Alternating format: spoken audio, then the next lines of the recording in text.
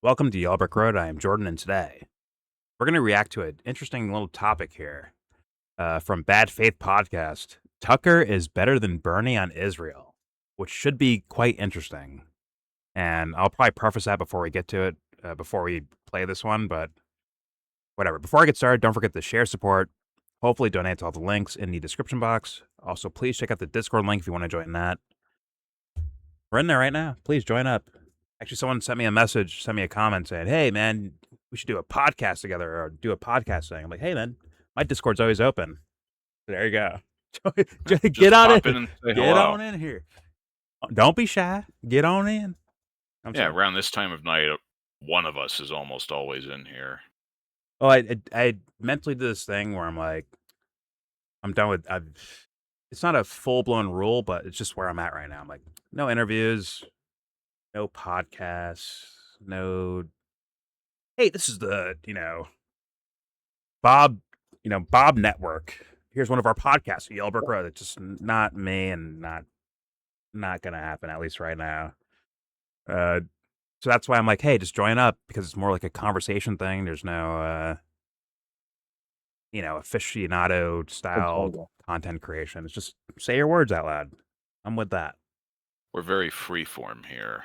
Yes, we are the dinner table. Okay, and it fucking works. So please join the Discord if you feel like. Link in the description box.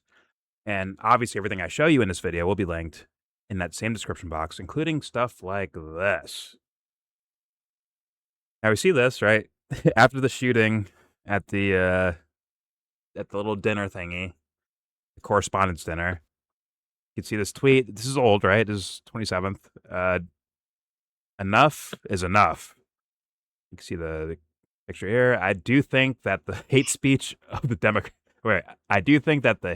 Democrats is very dangerous. I really think it's dangerous for the country. President Donald Trump. Right? Now, that makes sense, right? Where these guys would be using any type of tragedy. Once again, no one died, apparently, right? No one died in that event. I don't think anybody even got hurt, really. I'm sure the shooter got hurt, right? Didn't he get shot or something like that? And I think a Secret Service guy got shot, too. Yeah. I mean, they might have not been physically hurt, but that'd be pretty fucking scary to be in there. Yeah. Like, I would count that as hurt, because that's, like, fucking traumatizing. Like, to hear shots outside and you're at, like, some dinner. I don't know what's going, like, whether it's real, fake, stage, that, like, it doesn't matter. It's like, if you're in there and you're just, like, a regular journalist, like, that's fucking scary. It's frightening. So. It is a tragedy. Yes. Yeah. No matter what. But that should be acknowledged. Certainly not fun. I think humans like this, they take advantage of tragedies. Once again, whether someone got hurt physically or not, if it's a tragedy, they will take advantage of it, and that's what I see here. But the second one, I agree with that. Doing that. Yes, but the second thing, this one should be worrying for some of the people. Like, yo, listen, those guys over there, they're rhinos. I'm the real deal. This should worry you when you see this guy. The guy with the fiscal conservative, I don't want to spend money on nothing guy, saying, I'm dropping a bill tomorrow. Let's build the ballroom. From Rand fucking Paul. Once again, I'm not some big not surprising hope and faith for Rand Paul, but I'm saying the fans, they view him as what? As like almost Ron Paul, as like when it comes to spending money for things, very frugal, right? When it comes to military action, frugal.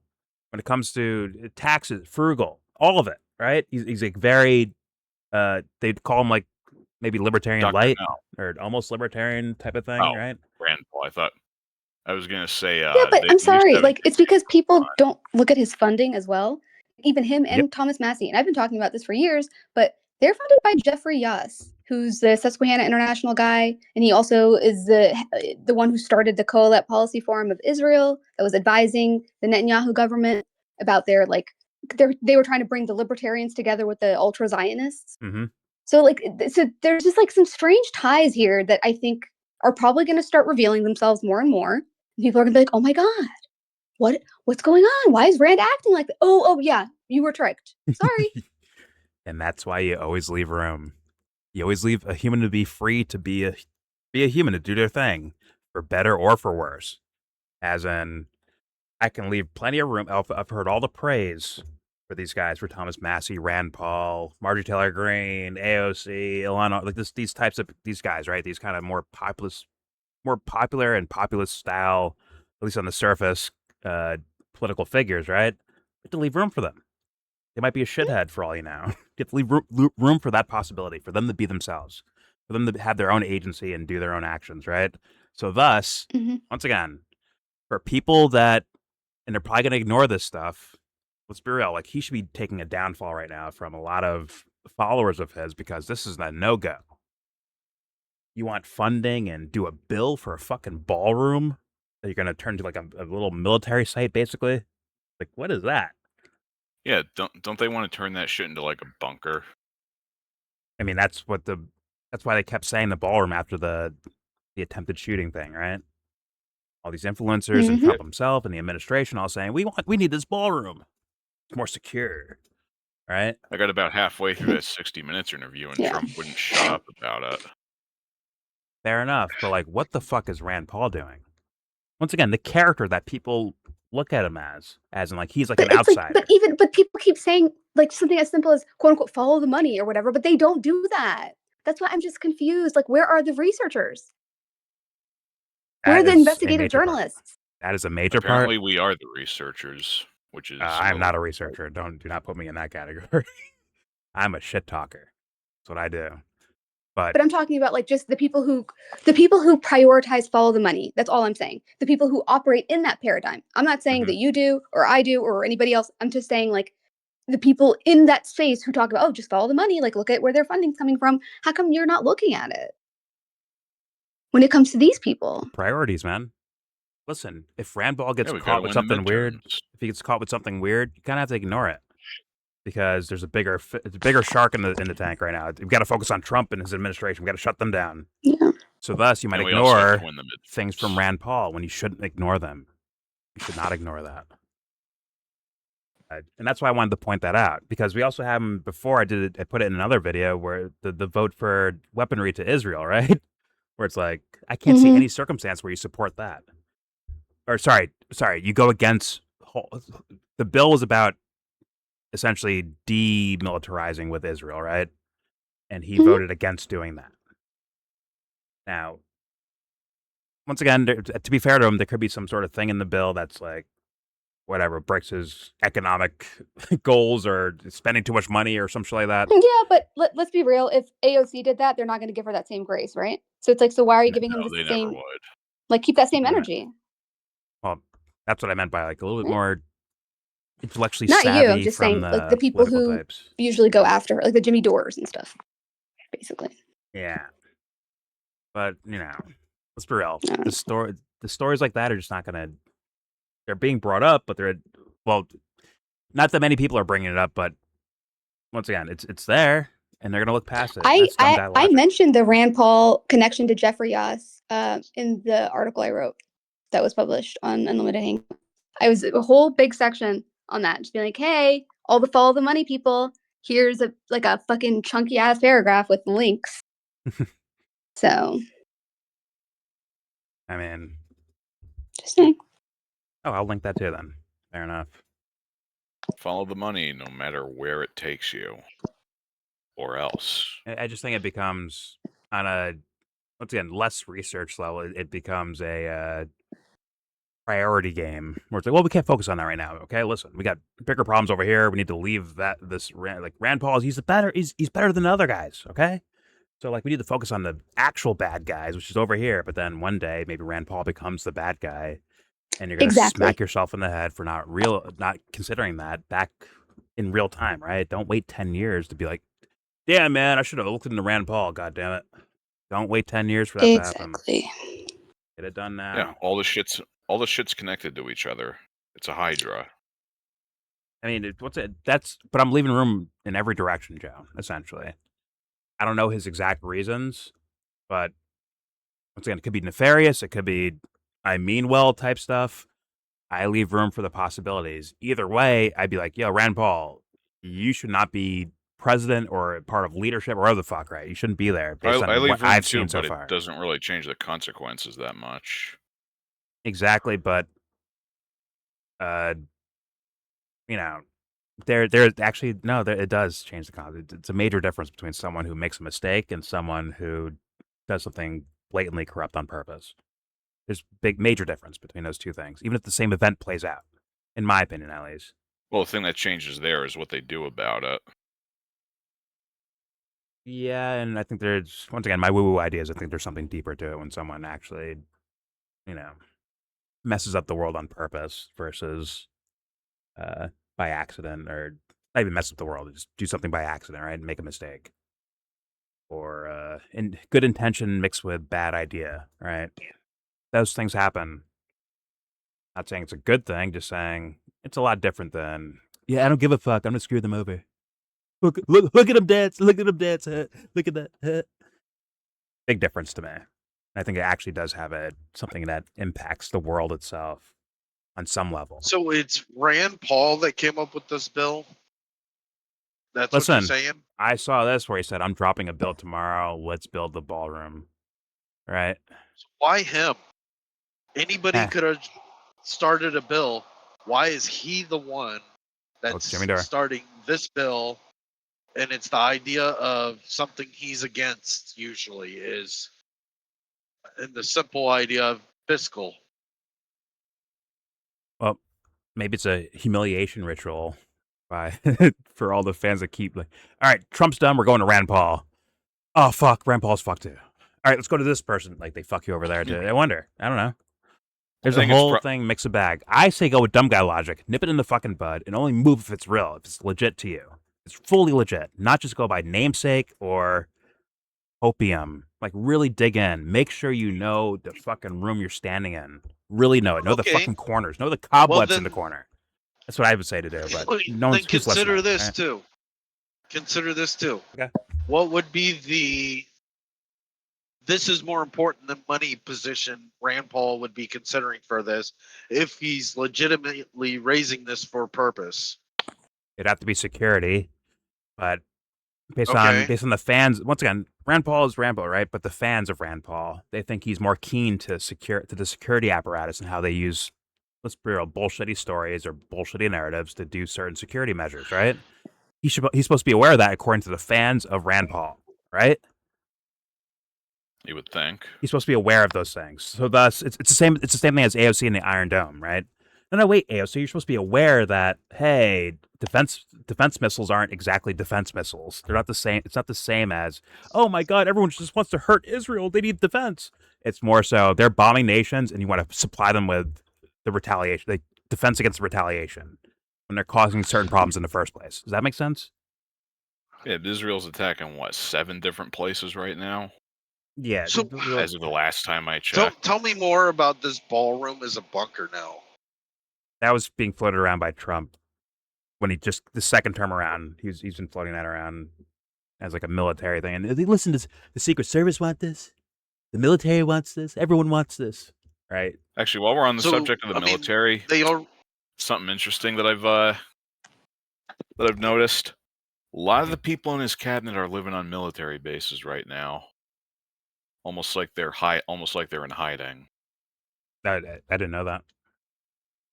So, like domestically, I just learned about this earlier domestic today. Fucking army bases. Whether they're domestic or outside the country, I don't remember. I mean, I would assume domestically. I wouldn't Why be put them in a war zone to put them both. in a bunker, right? Why not keep them in a? Which would be, listen, if that was true, just to float ideas out there, that'd be more towards like we're worried about Americans fucking us up, not foreign countries. We're worried about Americans fucking us up for whatever reason. That would scream more of that than it would be like some sort of foreign missile coming into America, in my opinion, at least. So, right now, but I don't know. The White House already has like a bunker situation. Like, so the ballroom being a bunker too would be what? A separate bunker for more people? Is that like it would be an extension of or a separate one? I don't fucking know. I'm just honestly repeating what I hear these guys say on the surface, and it's getting mulling it over, kind of. I don't know exactly what their actual reason would be. I don't fucking know, honestly. But this is what they've said in rhetoric, right? Yeah, I put the it is screenshots in weird. archives, Jordan. It is weird. Why the would article? you? Why would you?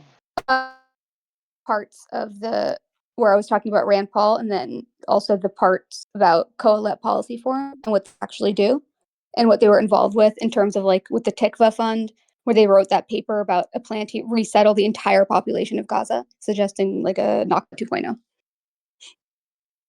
So, and then that's the guy Jeffrey Yass. He started Coalet, and he is Rand Paul's biggest funder. He's not just some random funder; he's his biggest. So it's pretty serious. But nobody cares for some reason. Why? Jeff Yass. Jeff Yass. I'm certainly wishing I knew about this before today. Jeff Yass finances bridge building institutions, Colette, and actors like U.S. Senator Rand Paul in both Israel and the United States. Rand Paul plays an intermediary role within the Republican Party, connecting the free market libertarians with the Christian nationalists, the same role played by his father, Ron Paul, in the 1980s. Yes, in my opinion. In addition so this is about Colette. Okay. I didn't know about what's his face, Jeffrey Yass. Mm-hmm. I didn't know about him, but I'm not surprised Rand Paul would vote or propose for this either, because I just figure he's about as whipped as any other GOP congressman. I get what you're That's not saying. the point. It's the fact that people have like some sort of faith in this guy because he says the right things at certain times, and he's got this father with this legacy. It's like the whole thing. There's like lore. I put about as much faith in him as I do any other congressperson, which... But it's not about you. We're talking about other people in general. Oh, not talking about you. There is a thing with Massey and Rand Paul. There is an aura about them. In fact, I think Massey would be the top one, and then Rand Paul. And same with Rand. Marjorie Taylor Greene too. She's a part of that as well. Yeah, she's like number 3 right now. I think she'd be ahead of Rand Paul right now, honestly. I think because she's made more the noise. Hope for Rand Paul is... Actually, yeah, you're probably right. Yeah. But either way, there's a thing about them. What? Mm-hmm. The hope for Rand Paul is gone. It's been gone since before 2016, when Rand Paul ran for president. Nah, well, you're saying for other people? Well, because I've heard you say recently, like more recently, that Rand Paul's like the guy, right? Well, here's the thing. He's voted on things that are out of character, even back in like 2014 times. Yeah, I'm aware of that. It's like he always was looked down about. He wasn't looked at as Ron Paul. He was always looked at as it's Ron's kid, where he's not as good, but you know what? We'll take him instead. We'll take him. That's the cultural idea I've heard about Rand Paul. But go ahead. Yeah, so that's what I'm saying. Like the hope of like the really, really good guy, that was gone years ago. Yeah, but let's be real. When they play relativity games, which works on a lot of people, like, look how bad this person is. Now Rand Paul looks like fucking Christ all of a sudden, right? Sure. You know what I'm saying? Or Thomas Massey right now looks like what? He looks like the guy, doesn't he? For these people in their circles, from the influencers to the fans. What I'm hearing, at least on the internet, at least, right? I don't know too many external life, like hardcore, like right winger type people, but on the internet, at least, I see Thomas Massey is like the fucking Christ figure of the Republican Party right now, is he not? Mm-hmm. He is seen that way for sure. And Rand Paul, although further behind, but not the same, but he's still looked at more favorably than the rest, like a Lindsey Graham, right, or whoever. Mm-hmm. Right. So, and just because of that relativity, when it comes to comparing to, look what Trump's doing right now, take that and then add Rand Paul as a comparison. Rand Paul looks like a fucking hero next to Trump for the regular people. I'm saying that's what it looks like to be the case. So we should not ignore that, even though there's like things you can point out that are wrong about that are bad about the guy, or bad policy, or whatever the fuck he's done. But the way that people will look at him is, can you even say anything, or would they just ignore you off rep? Would they just ignore you or say, you're just a hater? Hey, are you Bernie, bro? You like Bernie Sanders, don't you? Or here's another favorite Whatever. of mine. You're Dismiss just being negative. Yeah, you're black I just pill. want to say I put another link down, Jordan, that you could probably put it in your description box for. It's the investigative journalism done by Haaretz. It was from 2021, and they were the ones who actually broke the story about Jeffrey Yass. So I just want to give them credit. Okay. Shout out to where I got a lot of that information from. So just want to give credit. So you work for the Jewish lobby, is what you're saying, right? Breaking that Huh? one. You work for the Jewish lobby? Is that what you're saying? Yes, absolutely. My last name is Solomon. Actually, I've got some decent stories from Haaretz. They're like, what are they? The lefties over there? The lefties over there? Yeah, they do.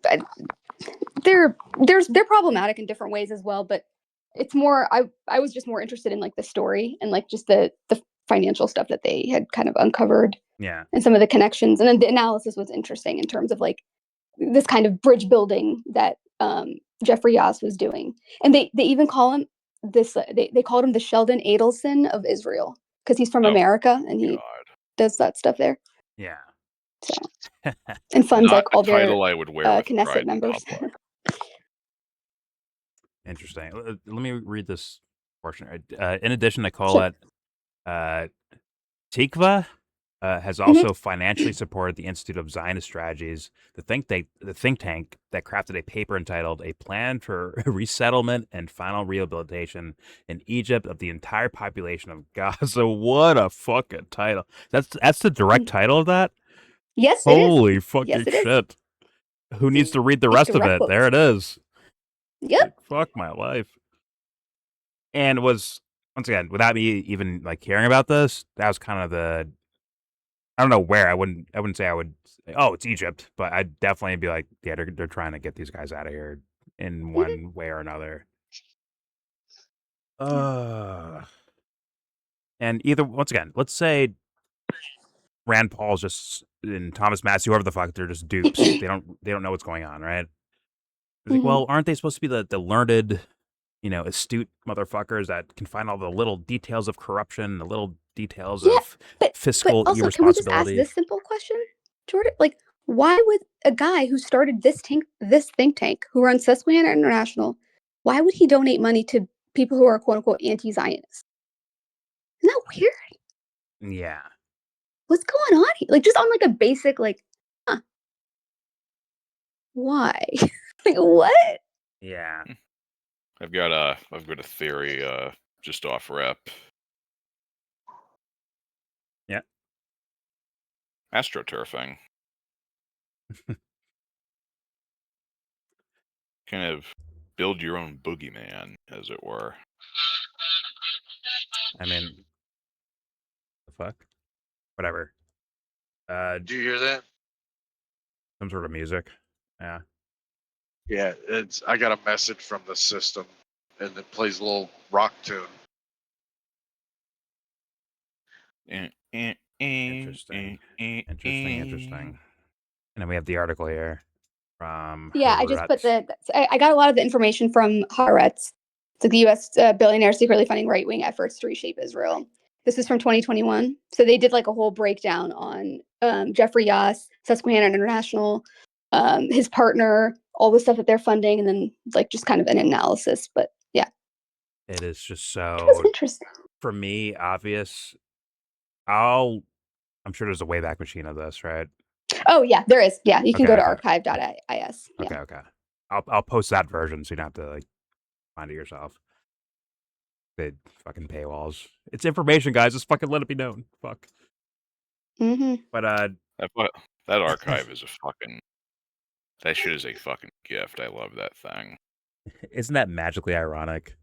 Like lobbyists from the U.S. going into Israel to reshape the fucking government over there. Yeah. That's going to break someone's brain to where they're going to, I swear to God, they're going to dismiss this off rep. Like, no. Is he Jewish? Okay, wait, is he Jewish? Archive website in there for you as well. They're going to ask, there you go. Is he Jewish? The Jeffrey Yass or fucking Jeffrey Yass? Yes, absolutely. Okay, that'll be the excuse. Like, see, look, he's Jewish, so like, it's not the same thing. But then why is he funding your boy, like Thomas Massey and Rand Paul, by the way? Both. I mean, this is just irony on a fucking platter. I just feel like since you brought up Rand Paul, sorry, that was Yeah. Anytime I get a chance to talk about Jeff Yass, I must. Also, his philosophy is a poker philosophy, like his economics. He likes this idea of poker philosophy. So, like all the stuff that I'm seeing with like poly market and stuff now, I'm like, oh my god, like what? Oh. Like what is that? They're literally reshaping like just the culture in a way, like in terms of what people do or like normalize. The only fairest thing in reality is chance. Shot the Harvey Dent in The Dark Knight. I said it. Anyways, let's keep it moving. Let's react to this. That's right, Jordan. You're talking the big bad Harv. That's the wrong Two-Face. Sorry. Anyways, moving on to the Brianna Joy Gray video. I have to leave and come back real fast. OBS. Have you had any luck figuring out what's doing that, by the way? I'm going to buy some new Ethernet cables and see what's up with that, but I haven't even given it time yet, mentally. I had that whole computer problem that got worked out. Whatever. All right, yeah, what ended up Don't be one of those content creators who talks about their computer problems. Nobody cares. Okay? Keep it moving. Thank you. No dessert for you, Seb. You call this content? Are you starting to finally call this content, Jordan? Anyways. So somebody had to say it out loud, Jordan. Okay? Nobody wants to hear about your computer problems. Listen, it's called The Dinner Table. Everything and anything is said. They definitely don't want to hear about it at the dinner table. So. Yes, they do. Oh my god. I have like 5 kills in Apex the other night because my graphics card is not working. Oh my god. I'll confirm with Teddy on that. Actually, it's probably like 8 kills. So like, yeah, please ask Teddy. I'll ask Teddy. Anyways. You see how he said 10 kills and now he's like, oh, it's 8.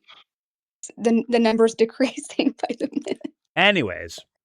Higher kill count than you got, dirtbag. That's right. Where's your kills at, Subs? Nowhere. Anyways. Let's keep it moving. Let's watch this.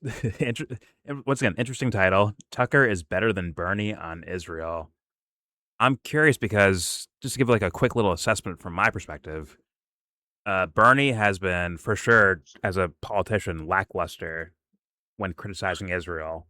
Not the sense of like, hey, we shouldn't be funding these guys now, and you know, I guess now he'll say the words genocide, but like before, like why'd you have to like be dragged to do that? Why can't you just look at it honestly and say, hey, I'm calling this a crime, you know, not because Trump's in office now and before Biden was in office, or not because, oh my God, Israel might get in trouble if I call that like an actual international crime, which is what genocide is, right? That is a category of criminal behavior, right? Which maybe he was worried about going through with that. Crime of all crimes for a reason. Well, he might be worried about going through with that, possibly. Maybe now something's changed. Maybe the president changed, so he changed his tune a little bit, which is already sad. But for me, he's been lackluster when it comes to the idea, like, hey, man, I take dumb guy logic and I add it to meaning well. And where the fuck are you at, Bernie? Got it. Like, lackluster. Even now, like, he's better now than he was before. Make no mistake about it. But he's still stuck on the one bad man theory where everything magically fixes itself if Netanyahu goes to jail on those totally unrelated business corruption charges. But I wish that was some old man shit, but I think it's some actual liar ass shit. I think he's lying to do that.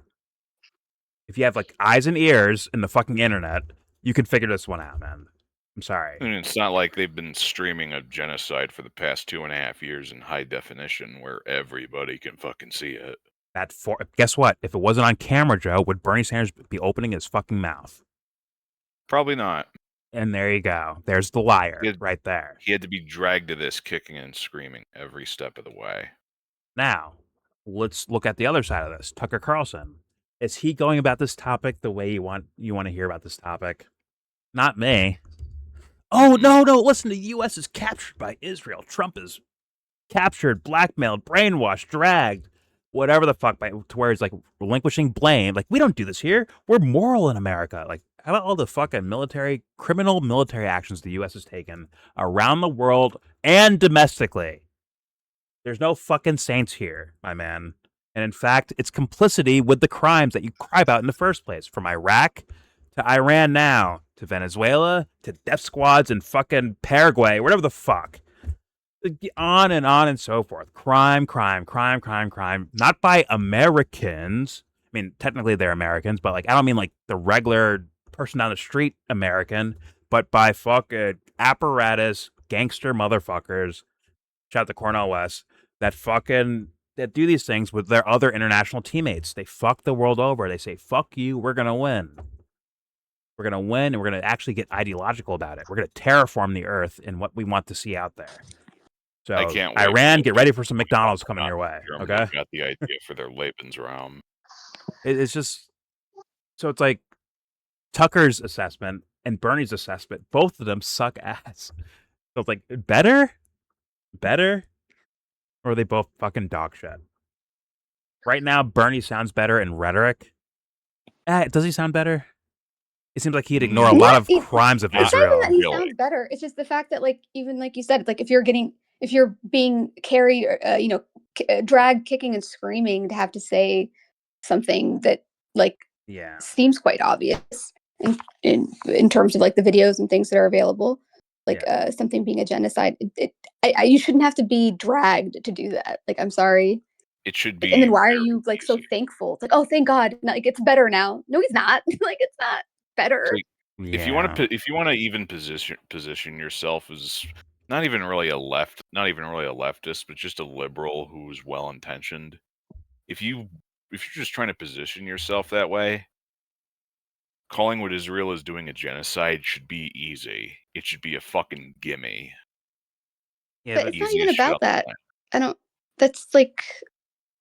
That's not the argument that I was making, but yeah.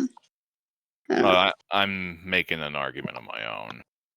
Yeah, but I just feel like that's like it's not even about being a good liberal or whatever. Like, I just don't think that's helpful personally. But sure, I don't think it's helpful either. I'm just saying what I think. What I think he would be doing if he was a little smarter about this. Never mind whether or not he's smarter about it. You mean like? Yeah, this is not a matter of intelligence. This is. Listen, I would have loved to see. Let's say it's after. Okay, Israel does their retaliation, right? On not really on Hamas, but on the. Let's be real. Any people that are in that area, they're getting the retaliation, right? Anybody with a pulse, really. Let's say someone tells Bernie about that. You know what I would have loved to hear? Oh my God, Congress, is this a genocide? I'd rather hear him ask the question, like, hey, is it? We should investigate this. That's an easy starter. You don't need to be a fucking whiz kid for that one. Is it a genocide? People keep saying genocide to me. Is it a genocide? What did he do? Instead, he's like, oh, I don't use those words for reasons. For reasons unknown. I don't use those words. But now he does. Reasons that are known only to me. And part of me is like, well, when Biden's in office, is it I can't say those words. Listen, I reserve that word for something special. He was saying that when Biden was in office. Biden leaves office. I'm officially ready to call this a genocide. Okay? Like, yo, you fucking lazy old man. You need to quit your fucking job and do something else. Now, I know people get fucking butthurt about that because they're... Why? Like, fuck Bernie. I'm sorry. It's because they view... Once again, it's just like Rand Paul. They view him relatively as... Like, oh, because you compare Bernie to this other person, so thus Bernie's good. They claim they don't do that. Like, no, I'm not doing that. But in reality, they actually end up doing that. They claim lesser evil, but actually they're actually doing it like he's a good guy. The way they ignore the problems with the people. Trump, what were all these people saying? No, Trump's the lesser evil. I know his problems with Israel. Trump's a lesser evil.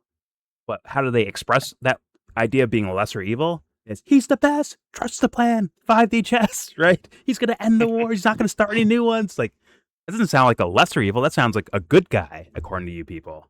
In rhetoric, at least, and in your emotional celebratory nature. That's what it sounds like to me. But, you know, it's kindergarten. It's like, it really is kindergarten. Bernie looks like a genius next to who? Fucking John Fetterman or something like that. Whoever. Right? Oh, God. Looks like a fucking genius on the topic next to that guy. Or next to Trump, too. Or next to Republicans in general, right? He looks like a fucking genius. And that's what people are apparently accepting. So, but let's move on with this video. I think it's an L either way. I hope you would use your... I hope someone's watching and be like, wait, my idea is better than both of their shit. Honestly. But I'm curious how these guys argue this. Shout out to the the thinker. Brianna Joy Great, just the thinker look on her face. I'm thinking right now. You know what? I can kind of see that. Fuck. Listen, she's either Professor X or she's thinking very deeply. All right, here we go. And that's the thing about the Israel lobby. She's it's like, not a mystical what color thing. should I get for my very, next very nail organized. set? They've got a lot of money, and they just started making sure that they put a straight lavender cream politicians, and it happened in the UK as well. Like this might be a like the UK intro is preview. Maybe not as bad as the United States, but probably is as bad in terms of the control, and that's just from organization. And I'll just finish with this. There's an important point about it, which is that some of those organizations have Israel in the title, like AIPAC, right? Or like Labour Friends of Israel, who are in the UK, but many of them present themselves as Jewish communal groups or anti-Semitism groups, which makes it much harder for people to criticize them, to analyze and even say that they're Israel lobby groups. And that's given them a great shield to really allow this industry to take off. I think and there's a massive deterrent in place for anyone to talk about it, because you will be smeared as an anti-Semite. That's protected them. I actually think that after Gaza, that kind of whole strategy is up in the air now, because people are so horrified and shaken and traumatized by what they've seen that they don't care anymore. Actually, you want to know what's funny? I think people actually believe, because whatever, Keir Starmer comes out, there needs to be a Palestinian state. Like, it's funny, these countries that are trying to PR their way to look like the good guys, like they're doing something actively, they wait until the entire place is fully turned the fucking dust. Then they're like, you know what? Palestinians should have a state. All of a sudden, right? All of a sudden. Like, wait a minute. The subjugation's been happening for years. But don't worry. Decades. You'll have people... Almost a century now, actually. Yeah, and you'll have people coming out and saying, oh my God, we're losing the good relations with our allies like Canada and the UK and Australia. We're losing our beautiful allies that also do corrupt, creepy shit too. As a government, not the people there, the governments, man. They do that shit, bro. And they wait until Gaza's in rubble before they say, you know what? There should be a Palestinian state. Where? Underneath the fucking dust? Yeah. It's fucking obvious too. Forgive me once again. I don't know everything that happens in reality. I'm not Nostradamus or any of that shit. When you look at it, it's like, it looks at the way that they're going to behave is like, we're doing PR now to save face, but in reality, we know it's going to get ran over, and we want to be in that shit. Listen, good people of the UK. You're not Nostradamus or Professor Zhang. Professor Zhang. Listen, people of the UK, let me tell you. We are going to invest money in Illuminati. Gaza. Exactly. But like, I can hear this Starmer guy or whoever the fuck was running the government at any point in time to be like, we're going to spend money here for the poor people of Gaza. We're going to help rebuild it. Meanwhile, it's just an investment into these like little smart city bullshit. And yeah, Gazans, come over here and come sweep floors for us for a living. Yeah, you can live in this little casita. Yeah, you can live in this little reservation we've carved out for you. Like you, your kids, and your kids' kids can sweep floors for us in your land in perpetuity. Mm-hmm. Brilliant. Yes, that's not rebuilding. That's a fucking Tony Blair ghettos. Venture. I know. Tony Blair Boulevard, just like Tony Blair Boulevard. There you go. Fuck my life. Careful, too much of that, and I'm gonna vomit. It's such a thing. By the way, I don't think there's actually like. It's going to sound dark, but I don't think there's like oh my God, you're Palestinian, go fuck yourself from these people. If there's some like whiz kid that came out of one of those neighborhoods that's willing to play ball, guess what? He's on the team now. I guarantee it. I almost guarantee it. Here's a charismatic leader that can guide these people to do what the fuck we want, and he's in it. He's in on it, bro. He wants to do that shit. Awesome. Welcome to the team, fucking Abul, whatever the fuck your name is. Welcome to the team. As a Palestinian, I kid you not. That's how dark it is, but people put these little things in their mind to make it really about this or that. Oh no, he's Palestinian. He would never do that. He's Palestinian. You could trust him. You could trust the plan. He's hope and change you can believe in. Follow him. And they lead you astray. Palestinian Thomas Sowell. I'm just saying, bro. It happens over and over again. At what point are you going to be like, you might as well be full-blown, skeptical, conspiracy, every fucking topic. You might as well be. You've been betrayed that many times. Why not start there? I'm not saying to do that. That's not what I do personally. But I'm saying, like, why wouldn't someone do that? Why wouldn't you start there?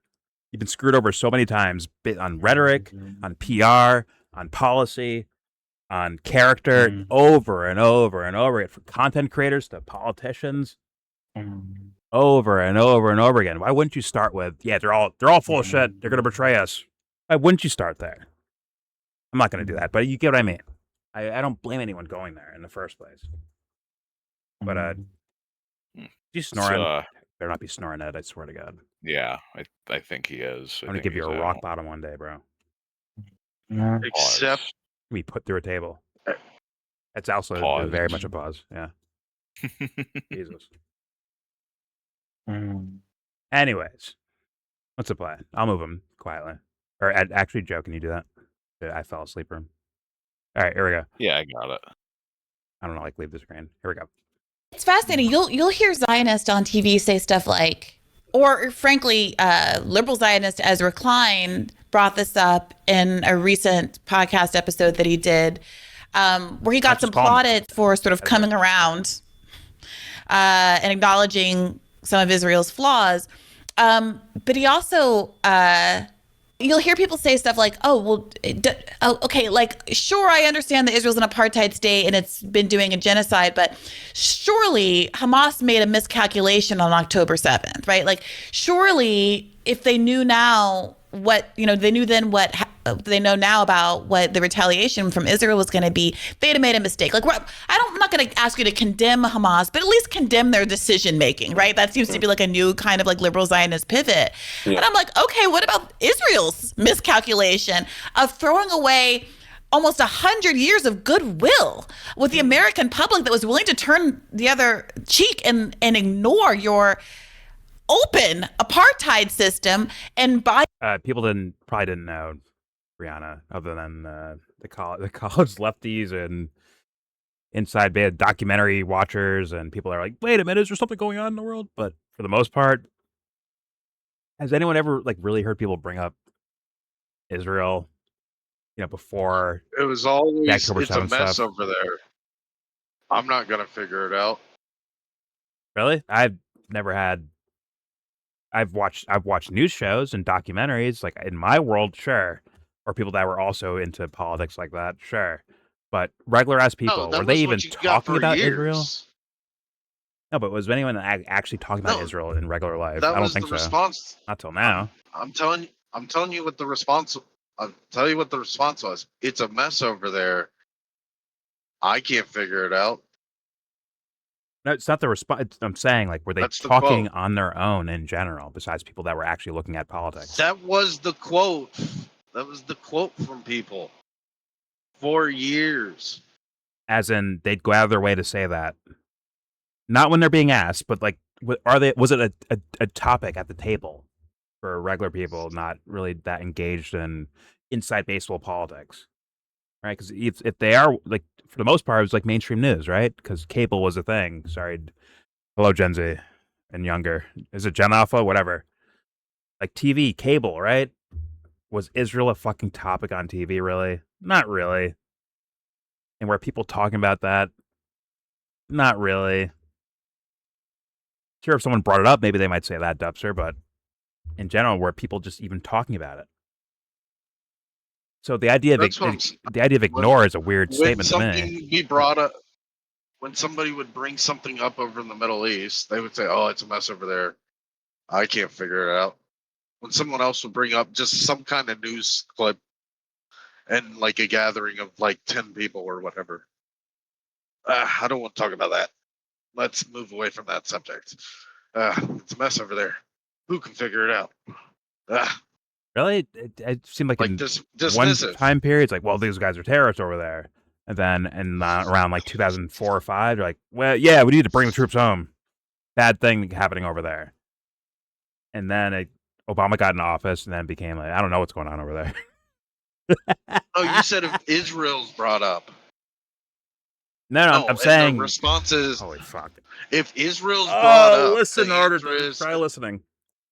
If Israel is brought up, the answer is oh, the Middle East, it's messed up over there. I can't figure it out. Okay, let's try you bring again. up Muslims. I'll try this one more time. Bring up Muslims, it's a different fucking answer. Oh, yeah, they got to go. No, you still even hear that either. Let me try one more time. I'm saying people that weren't looking at this stuff were not bringing up Israel out of nowhere as like a topic. It wasn't even a topic. There was no reason to answer about Israel because it wasn't a fucking topic in the first place. Other than sparingly every so often from mainstream news to even something that felt a little bit more or less like mainstream from like Daly Show, Colbert Report, Bill Maher, comedy style shows, right? That are politics. Were they bringing up Israel? No, not really. In parts and sparingly, but it's more so about George W. Bush, war on terror, right? Financial crisis, like stuff like that. That became like the mainstream. Israel was not a part of that, not really. So thus, the idea of Brianna saying like people were just ignoring this. They may not have even heard of it in the first place until recently, until the fucking October 7th shit to where they get genocides on their phone. And because of that, so many people are making so much noise that it actually has to make its way onto mainstream news, talking about things that Israel does in the U.S. relationship with them. Like it has to be, like now it has to be brought up, right? But the idea of once again, listen, I'd be upset too, right? I am upset too. We're like, man, how come you didn't fucking hear about this? At the same time, they've just never heard of it. It's not the same as ignoring it. Two different things. That was my whole point. But whatever. So you made me feel like I'm rambling, Dubster, when you just didn't. You are rambling. You didn't understand what I was saying. So I did understand what you were saying. I did understand what you were saying, and I answered it 4 fucking times. If somebody brought it up, it would be fucking. If someone brought up Israel, someone brought it up, he still doesn't get it then. In a gathering. No, like, I'm talking about what's on the news today. Somebody else would be, the Middle East is fucked up. I can't figure it out. I disagreed with you on that. If they bring up Muslims, you get a different fucking answer.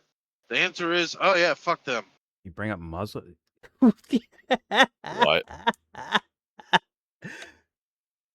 Is it on the internet, or I'm saying like regular people like in? I'm talking about in person, every fucking where, all the time, for years.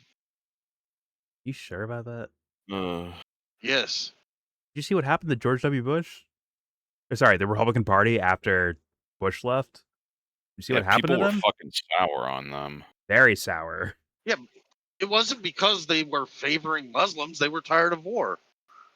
You still felt like fuck the Muslims. We still feel like that.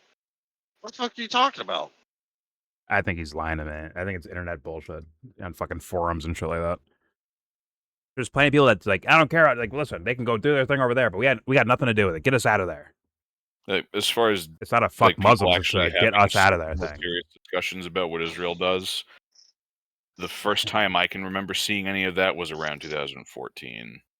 And looking back, I really don't think that a lot of this shit started until social media was proliferated.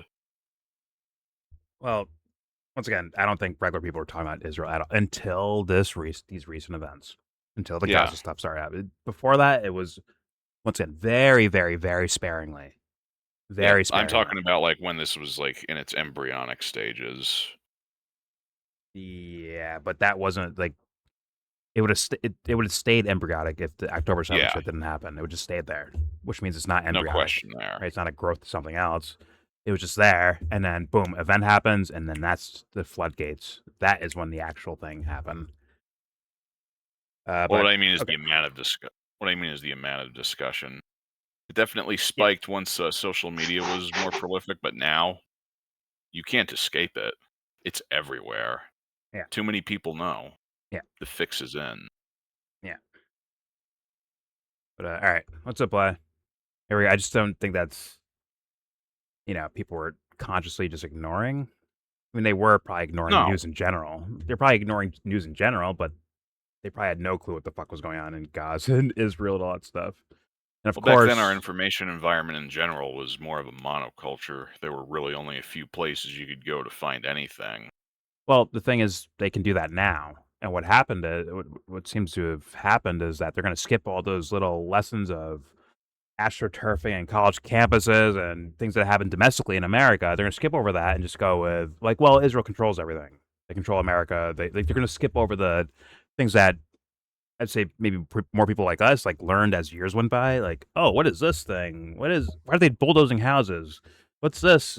From West Bank to Gaza, like from like increasingly like kind of destructive behavior to snipers shooting kids before October 7th, like in protests and rallies, people being shot at and killed that are unarmed for no reason, the bombings that happens periodically, on and so forth. The things that we learn those lessons of, these guys are going straight from full-blown genocide Gaza to, okay, they control our president.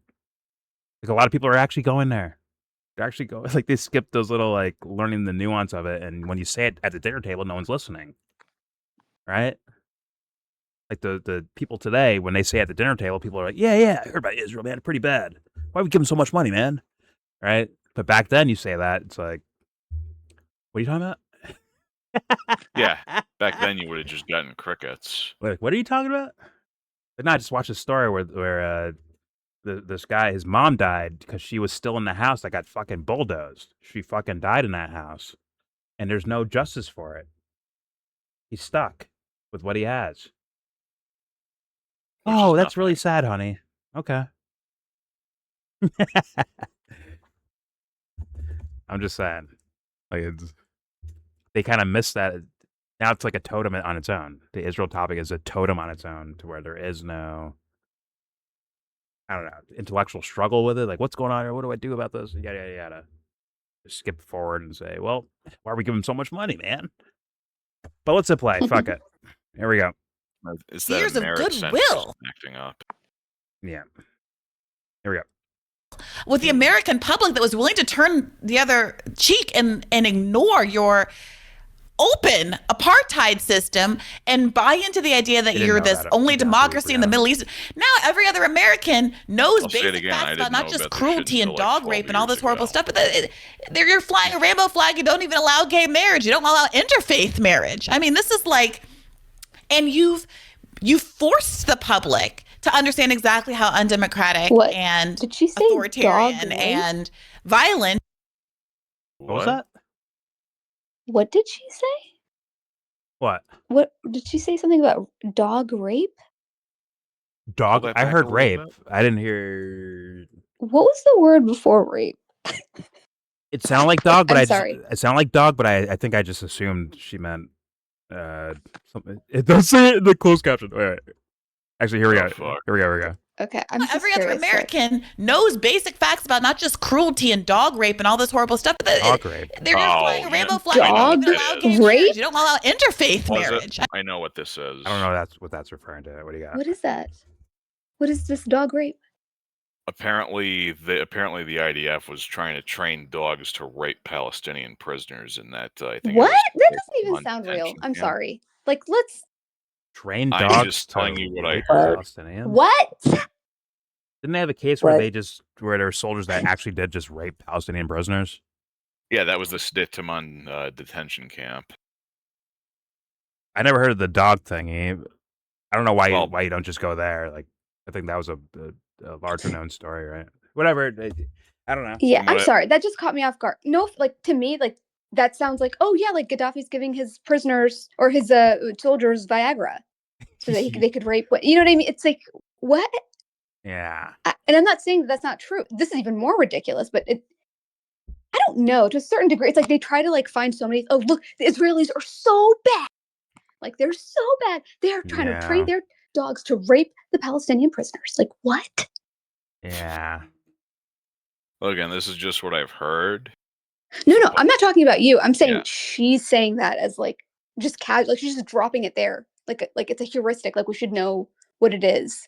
It's like this implied signifier. Like, of at all. If you're gonna say that, you gotta dissect that. Show the work. That's pretty. That's pretty grievous, right there. I never heard that before. I only heard of this like earlier today. I'll be real with you. It sounds like some Kyle shit to do too. I'll be keep it a buck because they seem like to do like it's almost like it's like you're already winning the quote unquote winning the PR battle, but you're like trying to extra win it by being like, see, look, they do this too. Like, yeah, that's a lesson I wish more people would internalize. You're already winning. You don't have to put extra on it. If you do that, you're gonna fuck yourself. Well, it should be about. Well, the idea of winning in the first place is already kind of whack. But like, I'm just saying, like, if their game is strategy and PR, like, what is the extra? Adding extra shit, whatever. Listen. I'm sorry. I didn't mean to like stall that. I never heard of that, and that's fine. Sounds insane.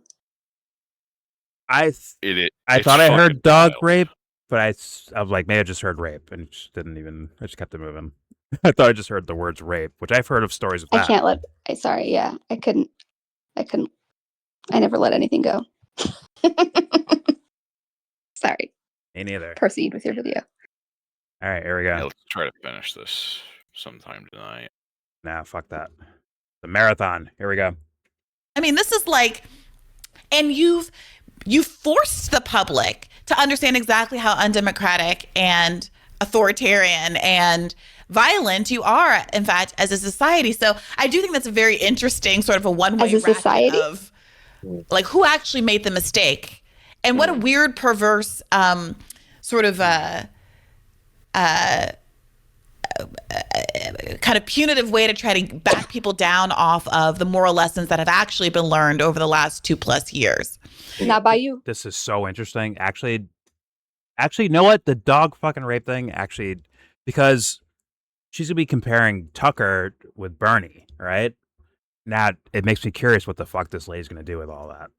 Considering what we just heard so far. Like, I wonder what are you going to go, like do that extra shit, basically. And, hey,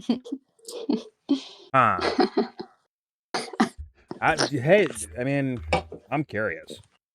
But I'm also lagging, so let me leave and come back real fast.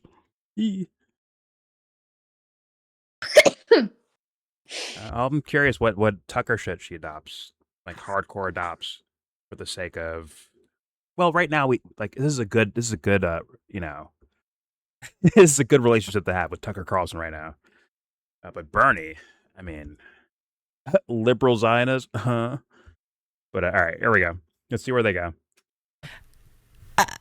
Okay, but now we've arrived at the Tucker Carlson of it all. Sorry, I didn't mean to interrupt if you had something more to say. No, I was going to say that an important point of that, to add to what you're saying, is that the ideology of Zionism now, which was always a protected category for some reason. Like even in the UK, you'd get parts of the left protected category. Critical of no Israel one knew what the fuck that and was. Its various violent escapades in Palestine, in West Bank and Gaza, but they wouldn't go near Zionism, and that was and now that's completely changed because the reason that the Zionist lobby and the Israeli agents in the West wanted to make that a protected category is because it's indefensible. When you actually looked into the reality of what Zionism is as an ideology, it's a settler colonial ideology based on the supremacism of Jewish settlers over the indigenous people of Palestine, and has been from the start. It hasn't gone wrong. It hasn't gone down the wrong path. It was viewed by the early Zionists as a colonial project. You can't impose a state on indigenous people without seeing what you're seeing now. Eventually, the logical conclusion is genocide, and you saw it in the United States. And that's why I never really understood at the time. It's like with the left now, after hundreds of years, everyone sort of condemns manifest destiny, this idea that the indigenous people of North America were wiped out because God gave the Christian settlers the land. We know that's a horrific idea and racist, but yet when Zionism, which is exactly the same, you can't touch it. And in fact, one of the major parts of the Israel lobby and the Zionist lobby's efforts over decades has been to present Zionism as a progressive force. And it's actually had some success in that. And how they do that. Oh yeah, the way they're like, there were socialist kibbutzim that were killed at the Nova Festival. That's the line that they all exactly. And they use it and that's as parts of the left fall for it. Well, was it? No, the left, so the liberal captured. Hey God. So How do I start this with that socialist kibbutzim?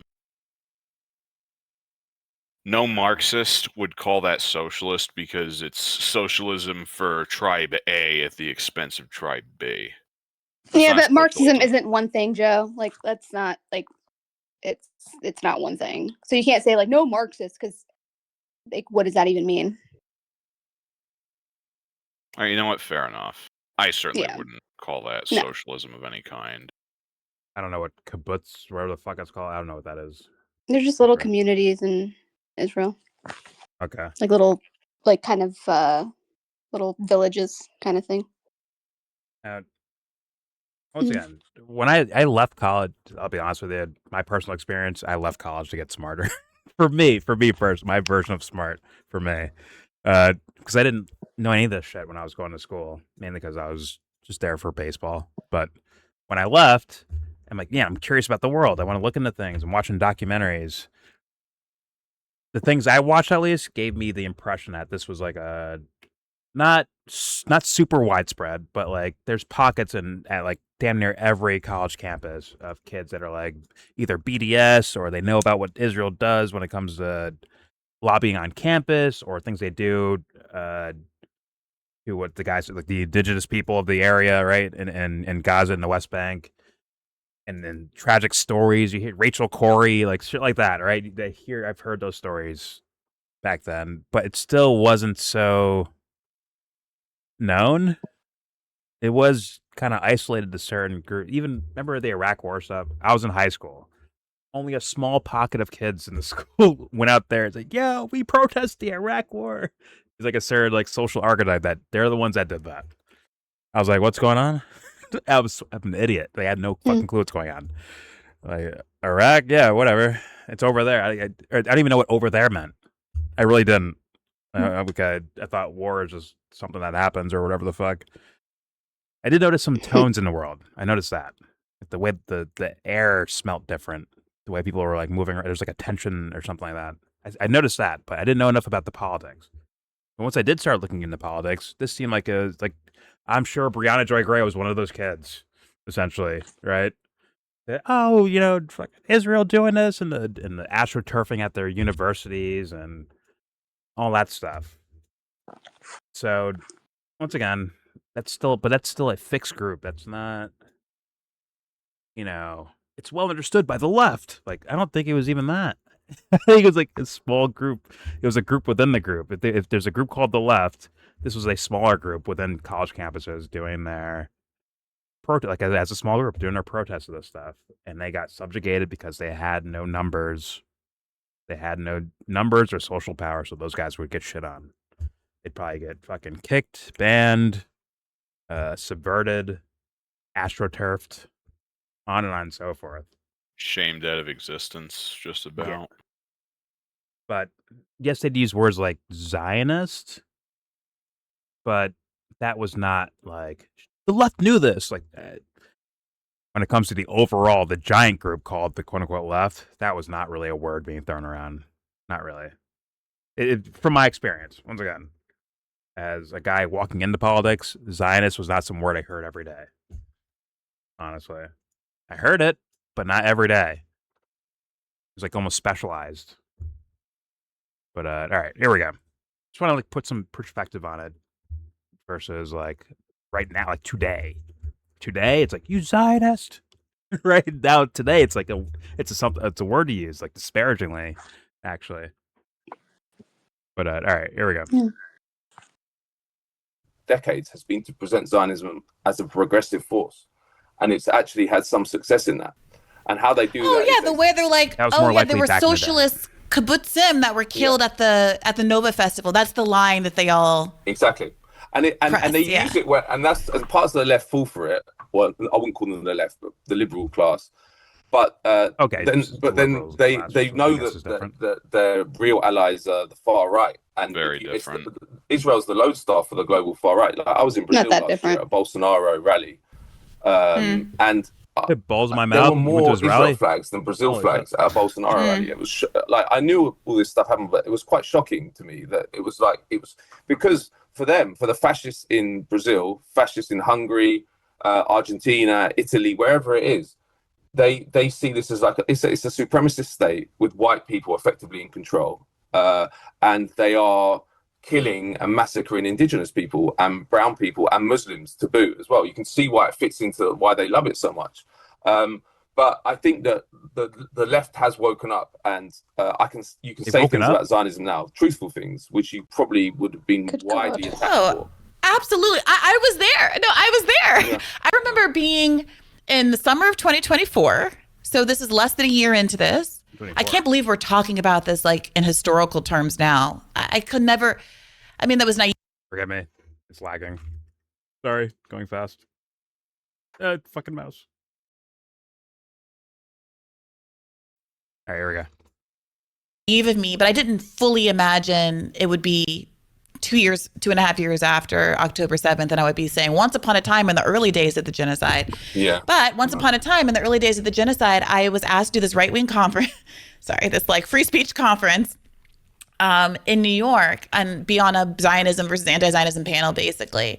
And I remember trying to make this argument to the audience that, like, we're Americans here, trying to appeal to their sense of, like, that was when she talked America to first pride. Like, we called her DEI. Essentially are proud of having been founded as a refuge from such a fool, from religious oppression, and that we were founded to have as our founding precepts no establishment of any one given religion, and that we have a pluralistic democracy, and we pat ourselves on the back for having ended slavery and the Civil War, and like we the land of immigrants and the Statue of Liberty, and all of you white people came here from somewhere. Like, I'm the only non-immigrant in this room as a descendant of slaves, and I don't understand like why you have a different standard for the United States than you do for Israel. Why you want Israel to have rights and privileges and things that you wouldn't countenance in the United States of America. And I think one part of it is I think you and I both overestimate the extent to which a certain kind of white American. Wait. If she was arguing with fuckface, right, Constantine guy, he was the moderator, but he started arguing with her. He's a terrible moderator. Okay, yeah. Well, you can't. Those guys aren't representative of the average person. They are not. Yeah, that dude's a charlatan, full of shit artist, bro. Yeah, and then he jumped online and was like, she has an attitude. She's like a DEI hire or whatever. It's like, ew, dude, stop.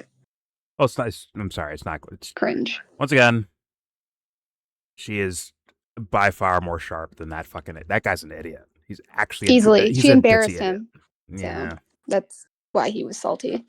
All right, here we go. It was embarrassing for him. He's a comedian too, right? That's the crazy part. Mm-hmm. He's the dry. I've never seen such a serious comedian, like such an unfunny, dry, like I don't know. It's like, you're a comedian. Like, you don't even look like you enjoy laughing. Actually, I've never seen him laugh. Does he laugh? I think I've seen him smirk once, but I don't know. I've never seen him like crack up about something.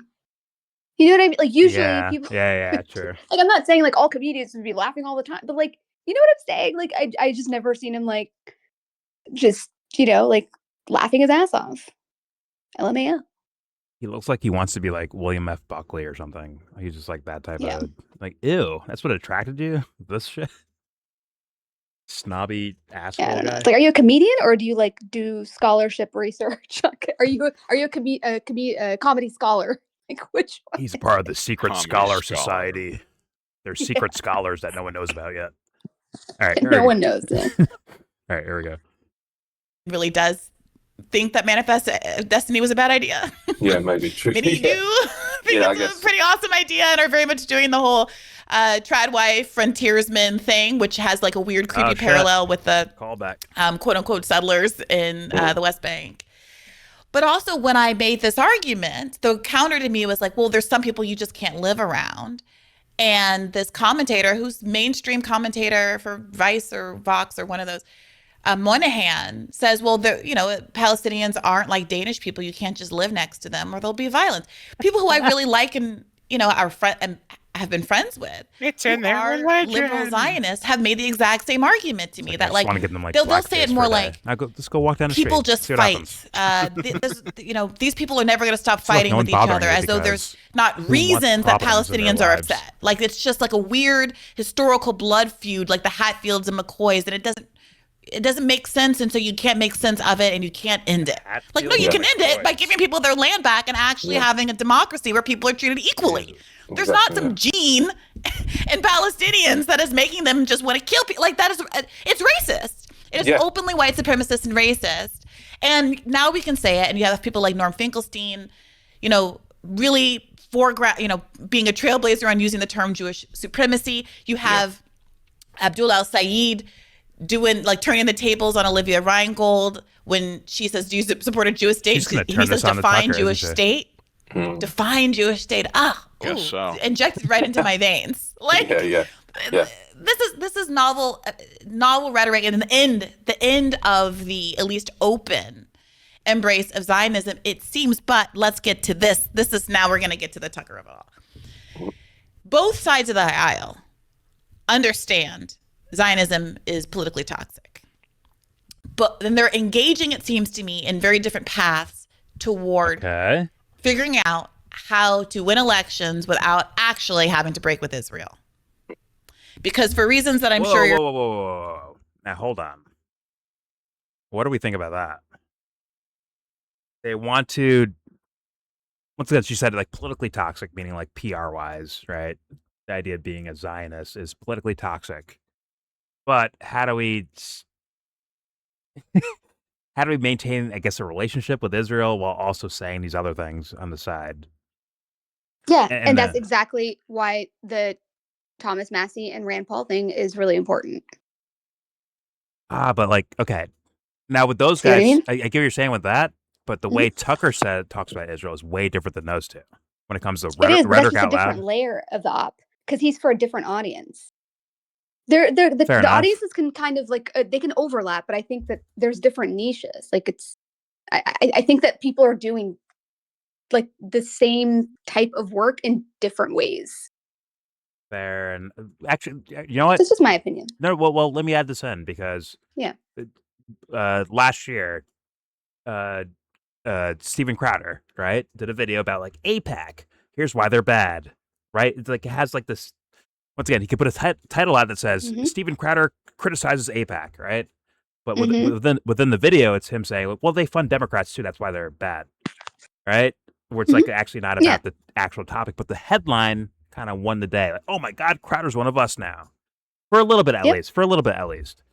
And you look at Tucker and then okay, I've probably heard less Rand Paul on Israel, more Thomas Massie, although to me it's kind of it's not hard hitting, if you will. It's not like going to shock you to your system. It's more of the why are we giving them money type of thing, right? Yeah. There's no real mention of genocide and human rights abuses. Like, he wants to cut aid to Israel, right? It'll be framed as like, yes. He wants to cut aid for Israel. Exactly. Yeah. It is actually like Ron Paul, right? Where it's hey, Ron Paul says he wants to take money from these wars, right? Or whatever the fuck, right? But actually, in rhetoric, it was actually about money. It wasn't about morally, like, hey, this is wrong. Now, once again, my quiet hope for Ron Paul was that he was actually using that as an excuse to do his moral reasoning, like use it as an excuse to express his morals, maybe. I was hoping that. Because I've seen some other clips of him to where it's like, oh, it just sounds like a moral thing more so than that. But to be fair to him. But still, once again, PR maybe wins the day for the audience, unfortunately. And fuck, I had a point for that. Let me hear it again. Sorry. The Tucker of it all. Zionism is politically toxic. But then they're engaging, it seems to me, in very different paths toward figuring out how to win elections without actually having to break with Israel. That right there. How can we win elections without having to actually break with Israel? Like, okay, what rhetoric?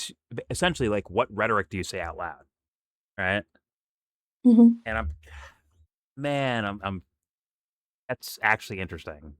Set that as the premise that, well, it's Bernie. Like, I guess the idea is the Bernie, Tucker Carlson. I guess it's the names of representing like ideas or whatever the fuck.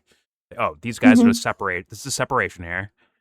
How do they keep working with Israel, but say enough words to be like, these guys aren't just going to work with Israel? Like, what? Like, what do they say exactly? And maybe it's like, hey, is it the? Damn, I don't know. It can't be Tucker's thing, right? Of they run everything. I think here? it all could be involved. It could all be involved, but like, what would be like the most practical thing to do for the populace to get them? Because once again, they fell for Steven Crowder until Steven Crowder showed them like, that's oh, what no. I'm saying. It's like the practical thing would be to work with all the different nodes and make little thought leaders in a way. Yeah, but also, I think you're kind of saying this too, where it's like, well, Tucker's not running for office, so like he's on the outside, so he has more room to like say certain things. But because he can say, that could be the character he plays. Yeah. Well, because he can say certain things, he can endorse someone and be like, no, that guy's a good guy. Right? Tucker can be like, yo, listen, Israel runs our government. We get them fucking $80 billion a second every fucking day. We do all that stuff. But this guy over here, he's a good guy. With like JD Vance or whatever the fuck he wants to point to, right? To where like he can say all the wild shit that you can't say as a politician, right? But he can also endorse someone from that, with the character he's using. I guess Bernie can't do that essentially because, Bernie wouldn't go that far. I think he'd say something different, right? It'd be a different version of, we're critiquing Israel, but guess what? We're still going to work with Israel. But Tucker doesn't have to do that because he's not a politician, right? He can go crazy, essentially. Like Matt Gaetz, right? Matt Gaetz can say things now that he wouldn't be saying if he was in the administration. I know that fool would keep his fucking mouth shut. You can smell a coward. Like, it is what it is. You can smell a coward a mile away. Well, yeah. Well, Matt Gaetz was saved by Trump for kind of nominating him to be his attorney general because he was about to get investigated by the some oversight committee in Congress. So he was plopped out, saved for his own little Florida missions. Lucky him. It was for that like sex with the underage, whatever. Yeah. It was a fucking 17-year-old. He was carting around state lines. He was banging her. Allegedly. Yeah, I don't know exactly. I didn't look into it, but I just know that he was going to be questioned about it. And he was like, oh, no, I can't do it because I got to go. Sorry, busy. Can't talk. Opens on. It's kind of, listen, guys. You got to go. Talk right. It's like, yeah, okay. But all right. I want to see where they go with this. I want to hear where Brianna goes with this. I have to reset again. It's so wacky. Sorry. Get these chords fixed, damn it. All right, here we go. I'm probably going to have to call it a night here, unfortunately. Sorry. All right, dude. Your thing. Yo thing. Let me know how stupid this gets. We'll see. All right, here we go. Then they're engaging, it seems to me, in very different paths toward figuring out how to win elections without actually having to break with Israel. That's an interesting because for reasons that I'm sure you get into in Silent Coup and the nature of money and politics and corruption and corporate control and all of that, the military industrial complex is not going to end because of some bad pulls around Israel. America's not going to give up the war machine. Fair enough. The parties have been co-opted in the ways that they are. So they're doing CYA. They're doing cleanup. Yeah. Liberals, Democrats, seem to be honing in on the idea that the objective, the demand has for so long since the Bernie era been getting money out of politics. So they're figuring out ways to get money to politicians through means other than super PACs and APAC in specific. No, I personally, PR-wise, agree. Once again, that was already probably happening, right? But yes, the narrative's there, but also there's more people that you'll get screenshots or whatever, like pictures on Twitter of like, this guy took this amount of money from APAC. This guy took this amount of money, OpenSecrets.com, whatever the fuck they do, right? That's all like there. So like they have to be more clever about it. And once again, I looked at AOC. I'm like, wait a minute, guys, get money out of politics? Well, this person doesn't take money from these guys, but look at their voting policy. Look at their rhetoric. Look at their, let's be, most importantly, in my opinion, the lack of confronting corruption. The lack of that is probably the most damning thing for me from these politicians, like Bernie or AOC. So no, that's worthy. That is very worthy. Hey, they got to find new ways to get the money or do whatever, get them to go a certain direction without making it so obvious. Just like the Republican Party. Okay, so now I'm seeing more of a picture here of what I guess maybe Brianna's putting out there. Let's find out. Here we go. Specifically. So you have people like Cory Booker who are now willing to say, I'm not going to take any AIPAC money, which basically makes that a meaningless phrase as far as I'm concerned. Yeah. On the right, we have something more interesting happening.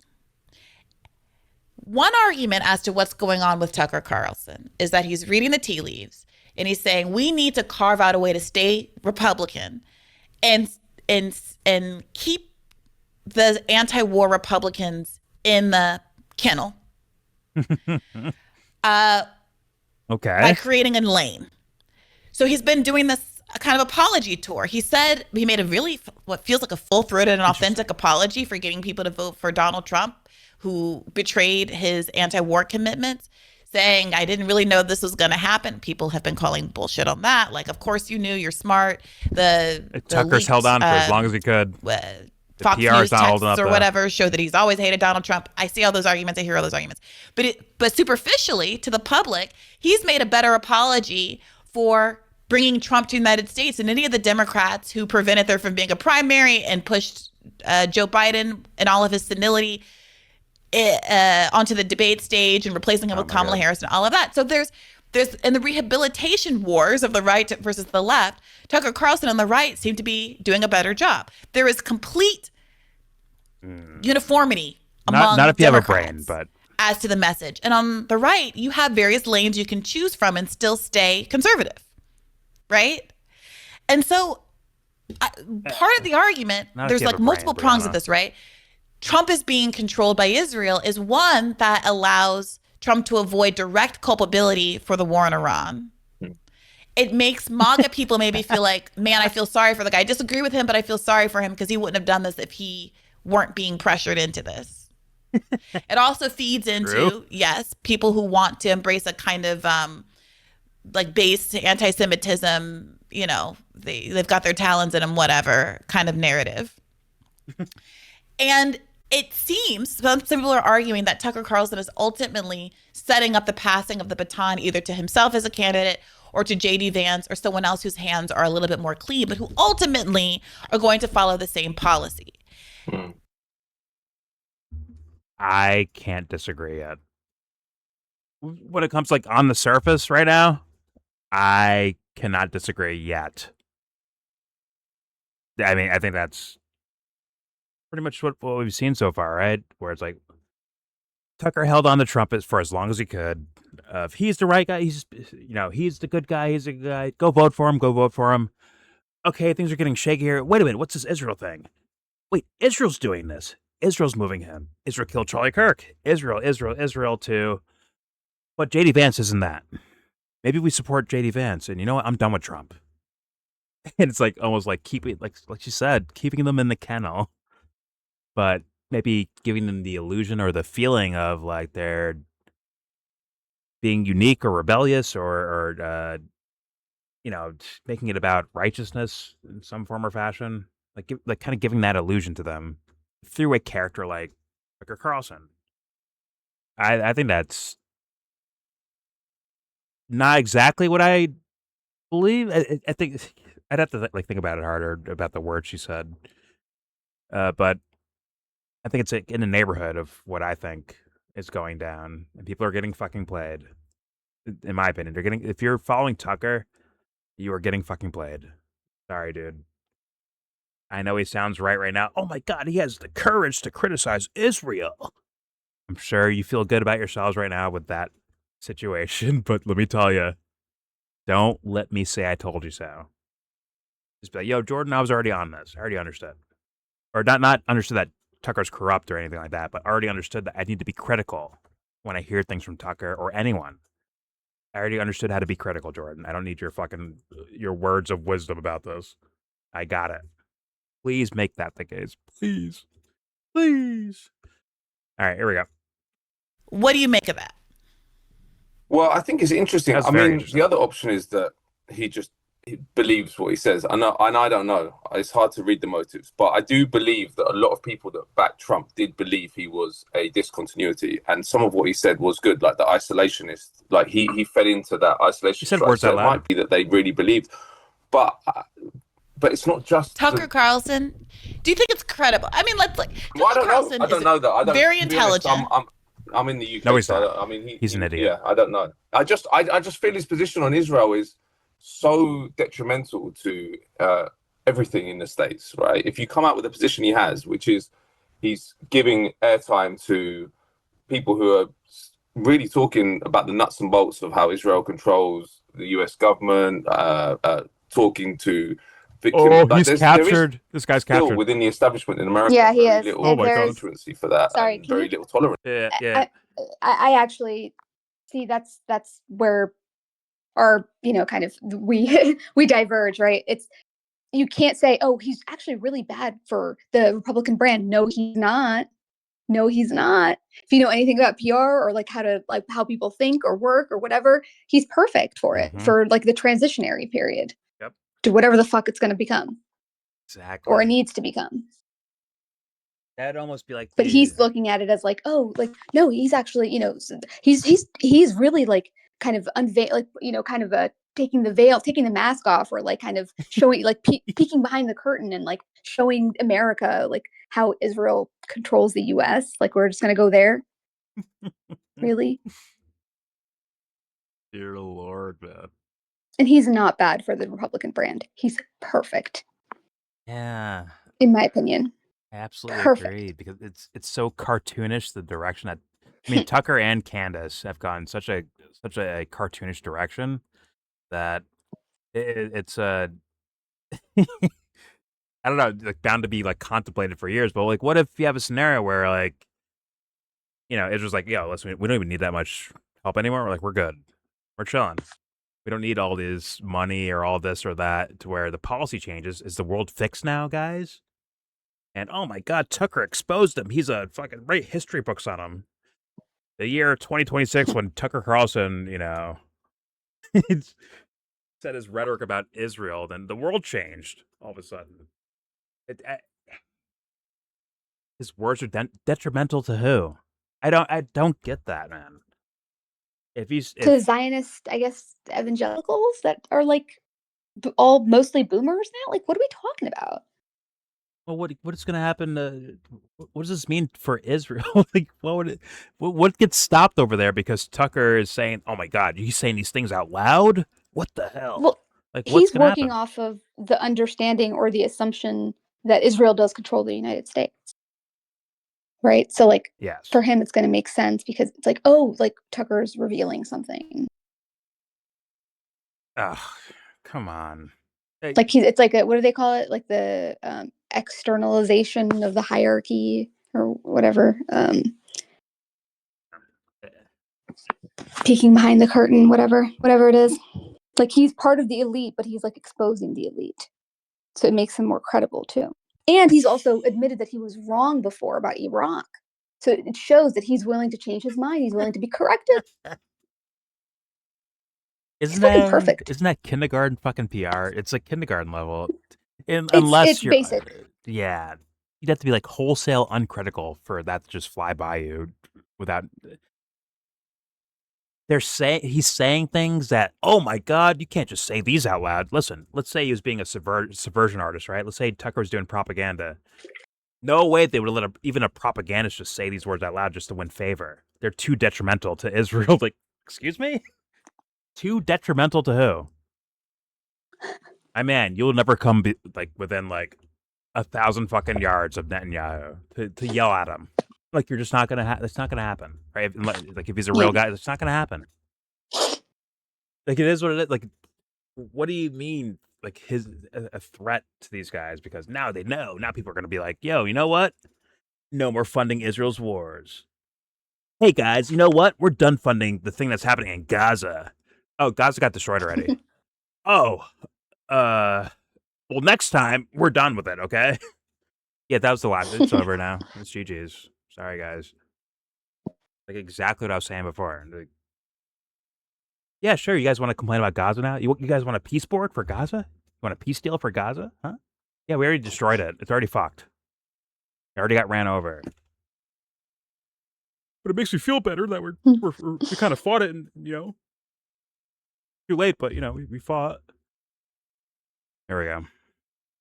On Israel is so detrimental to everything. In His the States, rhetoric right? is so if you detrimental. Come out with the position he has, which is he's giving airtime to people who are really talking about the nuts and bolts of how Israel controls the U.S. government, talking to victims. Like there is still within the establishment in America very little constituency for that and very little tolerance of that. And he said, I feel that I've been threatened personally, and my family's been threatened. So I just wonder, unless you're a believer, why would you go that far? So I don't know. So I don't.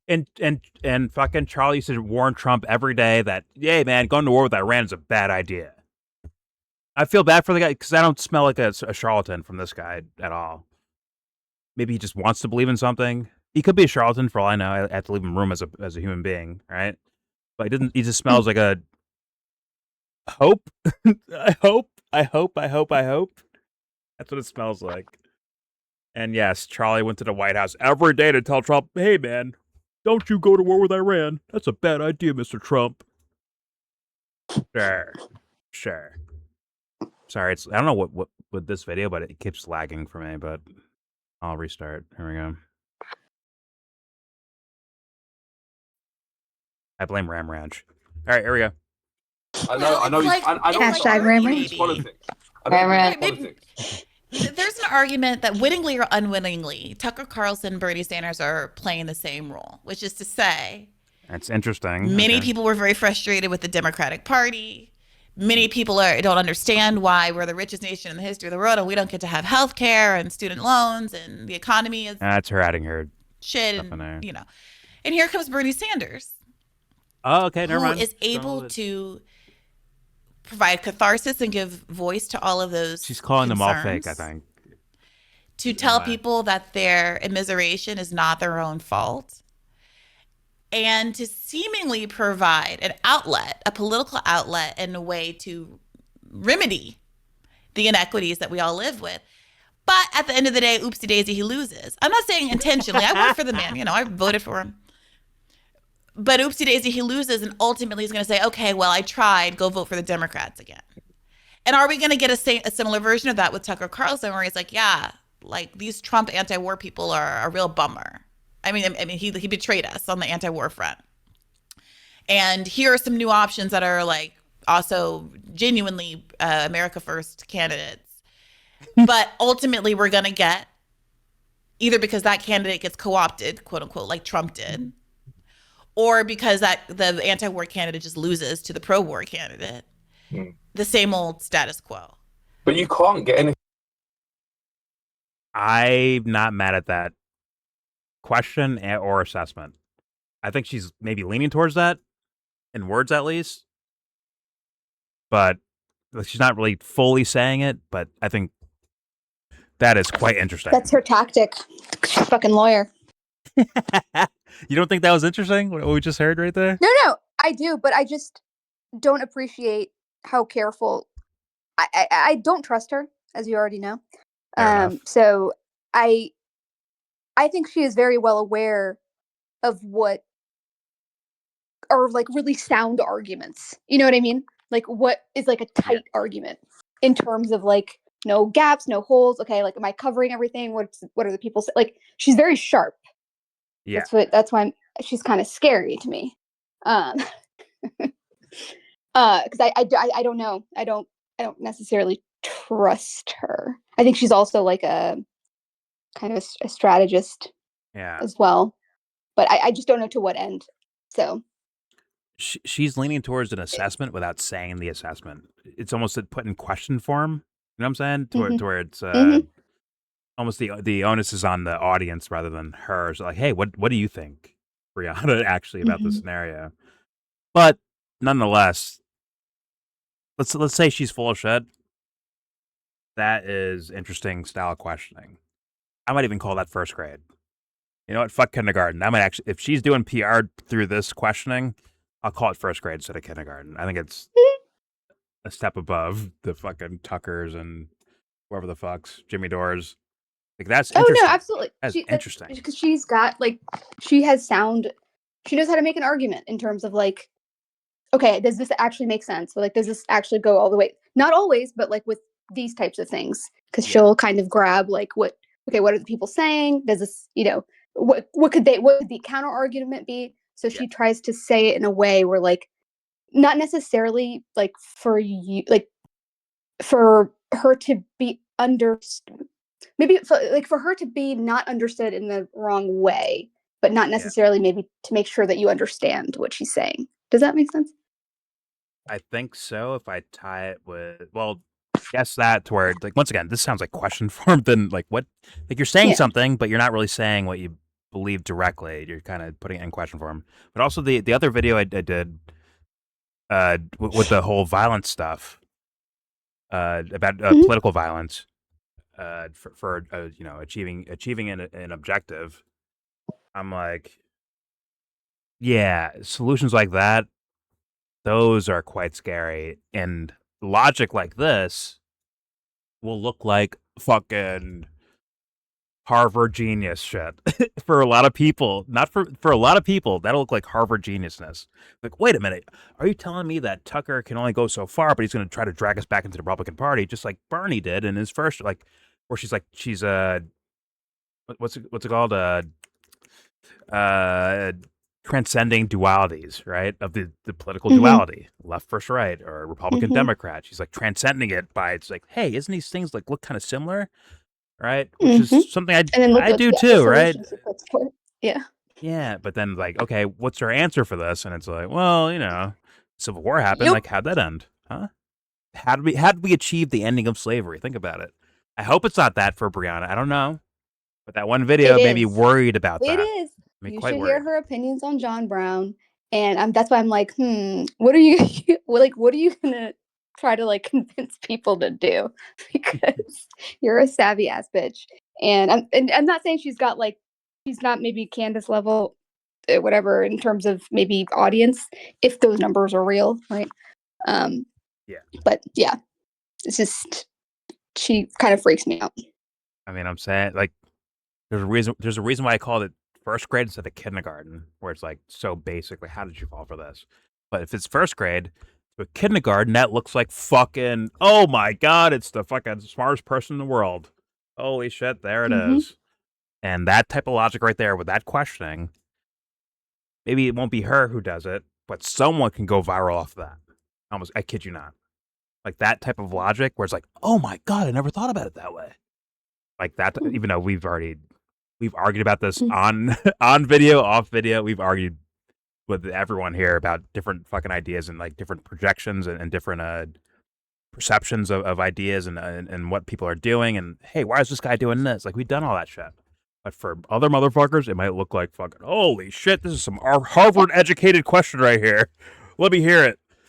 Right? And they get lost in the sauce, essentially. Unfortunately, without thinking themselves. Right? But I'm telling you right now, in words, that's gonna. Once again, she's considered a lefty right now, and those guys are, whatever. It is what it is. Yeah. But if more people heard that questioning right there, they'd be like, "Oh my god, this lady's a fucking genius. Who is she? How do I follow her?" Right? Or if they see the right person they want to see doing that, they'll follow them. But all right, here we go. It's very But ultimately, we're going to get either because that candidate gets co-opted, quote unquote, like Trump did, or because that the anti-war candidate just loses to the pro-war candidate. Whoopsie. The same old status quo. But you can't get anything else in America. When have you had a president? Well, that's the point. Yeah, but that's a structural thing, and that's why it's all fucked. It's not just a revolution. Question, it's just structurally. Trump, even if he believe, I don't think he did believe it. Even if he believed the stuff he came out with, if the powers that be, the deep Is that state, a believed that he would Standish actually do what he Candace said, cup? he wouldn't have got into power. And that, like, I completely agree. Yeah. I completely agree, which is why I am so skeptical of this idea that Tucker Carlson, who is an intelligent, savvy person, genuinely believes way too much that credit. he could be into. Look, I supported Bernie. Did I think that Bernie was gonna be able to like dismantle the military? No. Did I think that maybe he could pass a more conservative military budget and not just randomly give like $80 billion more dollars that nobody asked for 1 year after the next? Yeah, sure. But Bernie, Tucker's better than Bernie on Israel. That's the thing, because Tucker will talk about Israel in terms of. But Tucker will talk about Israel as a country, whereas Bernie Sanders, who seems to be a liberal Zionist and by default a Jewish supremacist, only says Netanyahu. And actually, one of the most disgusting things about how he behaved during the genocide was the first 2-3 months, when a lot of it wasn't the worst stuff, but the intensity of the terrorism that was being rained down on Gaza was just shocking. And he refused to call for a ceasefire. And then one of his interviews in which he refused to call for a ceasefire was used by AIPAC in its promotional material. So that was shocking. I did not know that. Holy shit, Bernie. Like, I already knew you were bad. Like, you fucked up that badly? How'd you fuck that one up? Once again, calling for a ceasefire just... It's a win-win. There is no, like, once again, let's say Bernie's full of shit just doing PR. Like, calling for a ceasefire is a win. Because you look like a peace guy when you do that. Because we're dealing with kindergarten, right? So you can just say, like, I want a ceasefire, knowing I won't get one, but I could just call for one anyways. And thus, I look like a good guy or a hero. How do you fuck that one up? All right, whatever. All right, here we go. Shocking. Yeah, was Bernie that bad? At our last episode, actually. Yeah, and I think unforgivable, to be honest, because the level of the crime was so extreme. Used it in a commercial, and he's still going. Like, still now, you see him. He only talks about Netanyahu. He's trying to salvage the project because the project's so damaged, as you mentioned, in terms of the PR job that they've been trying to do for it. But the best way Tucker, for liberal Zionists to keep it going is to say, well, the problem is Netanyahu. If we get rid of him, it would all be okay again. Which is a bit like the American empire with Trump. Yes. But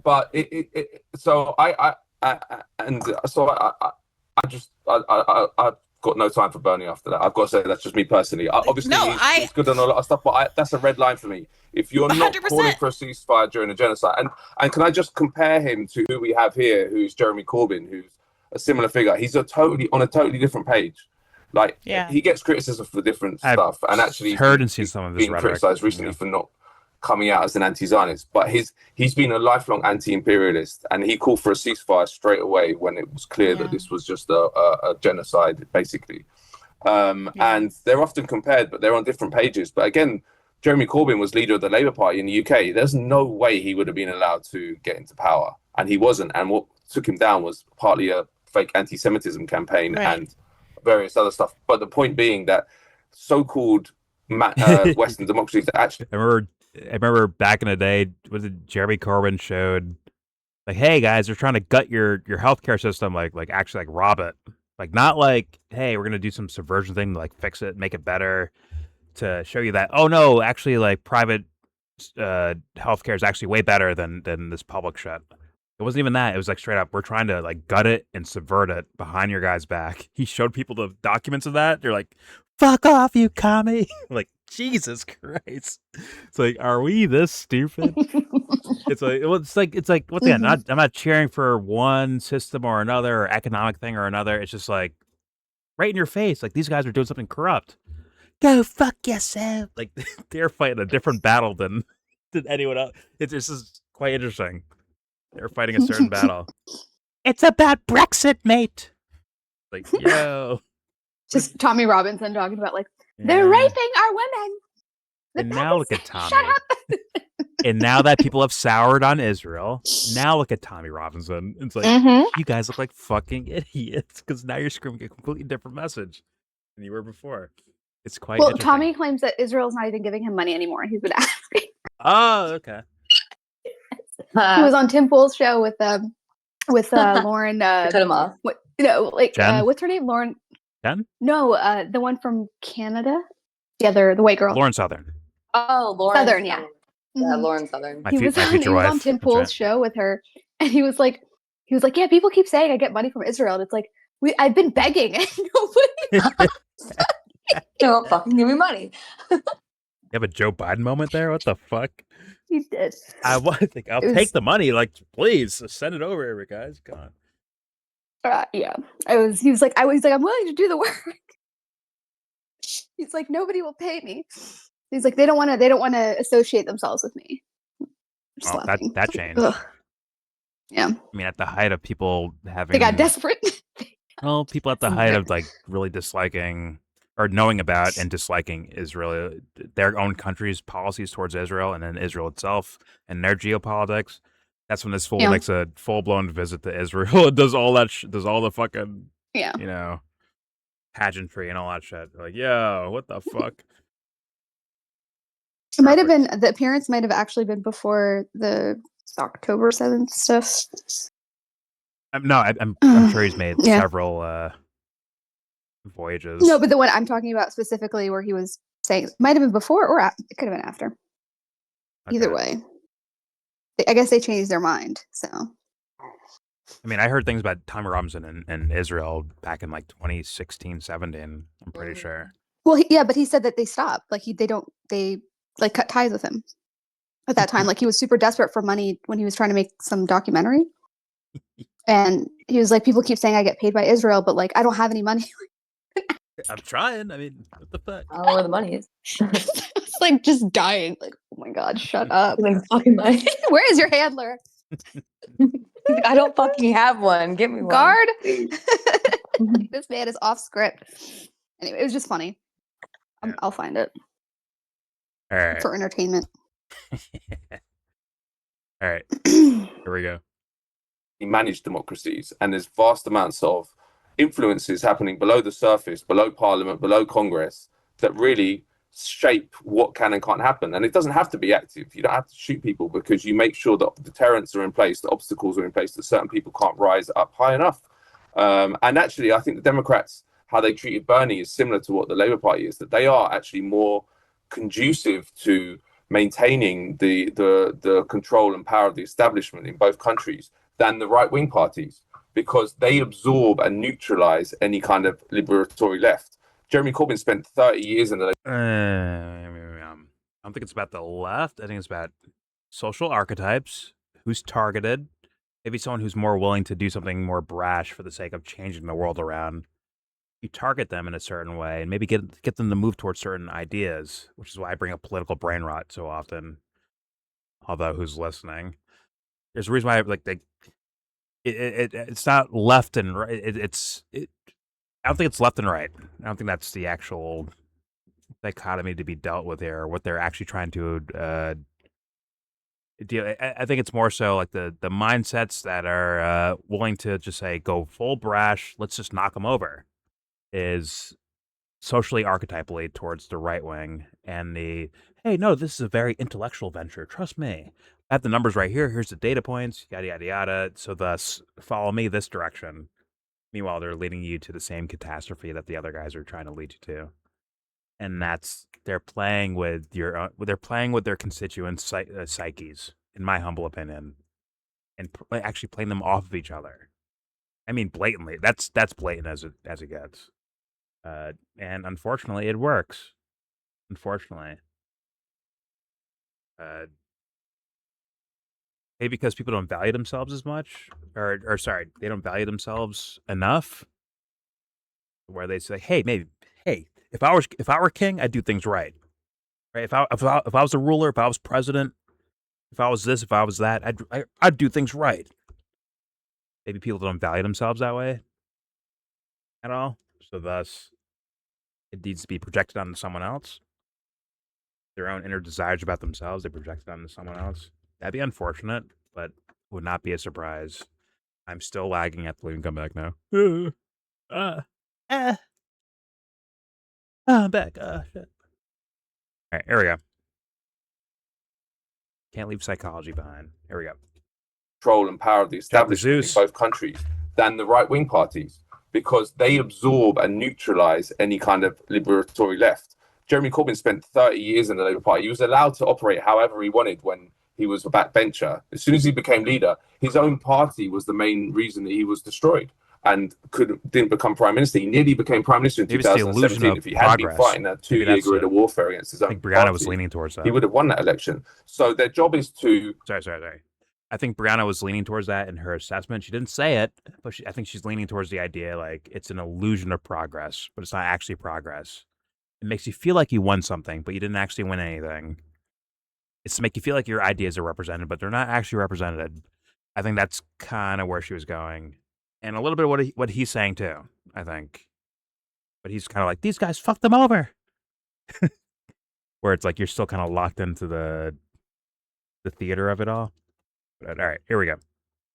And didn't become prime minister. He nearly became prime minister in 2017. If he hadn't been fighting a 2-year guerrilla warfare against his own party, like you're still operating within the rules of their world that they set out. Like you're still kind of adopting those, I guess, assumptions, like taking them on in a way as your own without questioning them fully. For him, for him, yeah. Like okay. He's like, because he's still kind of like, oh, and then they screwed him over and this and that. It's like, okay, sure. Like I'm not saying that is not the case or that can't be the case. It's just there's probably a lot more things going on than fucking the Labour Party leader. I don't know. In good old, or they're like arresting people for social media posts. The fuck? Yeah. In fact, that culture war thing has a major impact, not just in America, it's not just in the UK, but also in America. The culture war aspect of things. Well, at least we got rid of these, gay, whatever the fuck, gay stuff. We got it out of here. Yeah. We won. Like, that's a part of a lot of dumb fucks' fucking minds. And he got women or men out of women's sports or something, like trans women out of women's sports. Yay. The 0.00008. And it's like, hey, man, they don't have like legal felonies, but they probably have moral felonies, especially considering what they might believe in. As people like, I believe in this spiritual idea.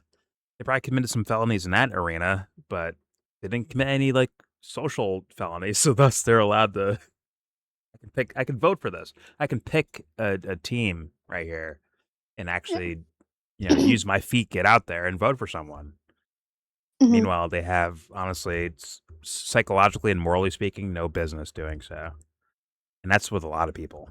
That's a lot. That's a both sides thing. But I'm sure one side will hear one thing, another side will hear another, which means you're a fucking bot. Let's play. Here we go. Absorb and neutralize the left. And if somehow that doesn't work and they're not neutralized and they get to near to getting power, then they have to come out from the closet, and they don't want to do that because they want to create the illusion that it's all hunky-dory and we have different currents. But when the crisis hits, you can't really do that. You have to take off the mask. In the case of Jeremy Corbyn, it was very clear. In the case of Bernie, it was very clear. The WikiLeaks releases that showed how the DNC were basically cooking it for. But this is how managed democracies work, and it's very, very it's very important people understand it, and not a lot of people do understand it. And this is why I always argue that the Democrats and the Labour Party are the problem. They're not the solution in any guise. You can't enter them and change them. You can't enter them and change them because they're set up to stop that happening. I also feel the same thing about the mainstream media, by the way. And that's not to say there aren't some good journalists, very few, but there are some good journalists in the mainstream media. But the argument I do here is we've got to go in, and if you get in and you can change it from the inside, it's like, no, they're set up to stop that happening. First of all, they're set up to stop it happening by changing you. If they can't change you, then you'll be out. There's just no way. There's no way to do that. So what? I 2,000,000% disagree. If you're a savage and you enter these spaces, guess what? It's not you changing. It's not them changing you. Watch them dance. Watch them dance.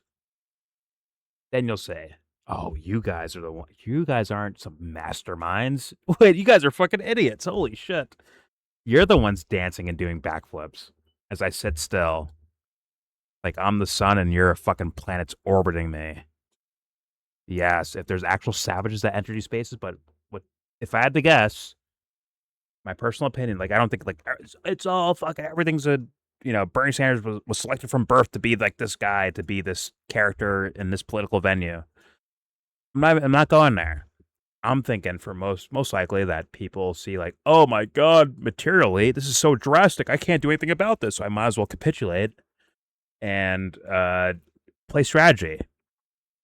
Once again, they already entered as a man or woman of the times, meaning like they only understand the world through what was given to them versus trying to seek beyond it, right? So thus they will follow the social rules that they understood since whoever conditioned them in a certain way, environment, family, teachers, friends, on and so forth. They'll follow those rules because they won't think outside of that. And thus, when they get in those positions of quote unquote power, like, man, I can't do this unless I strategize. Okay, now it'll work this way. I'll trick them into giving me a tiny bit more power than I had before. Shout out to Bernie Sanders, right? I will make such a huss and a fuss about something to where they'll give me a little bit more social power than I had before. And thus I will use that to do an interview with Hassan Piker. Or what's Bernie doing again? What's his change thingy? Oh, what? Oh, fuck. What is he doing? I don't know. He's doing something? I don't know. Is he? I don't know. Oh, okay. I don't know either. I'm not from Vermont. I don't know. Is he Vermont or New Yes. Hampshire or whatever, wherever the fuck he's from? Vermont.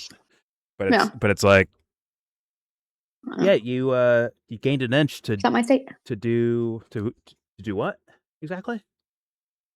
What'd you do with this? Nothing. Got it. Yeah, shit.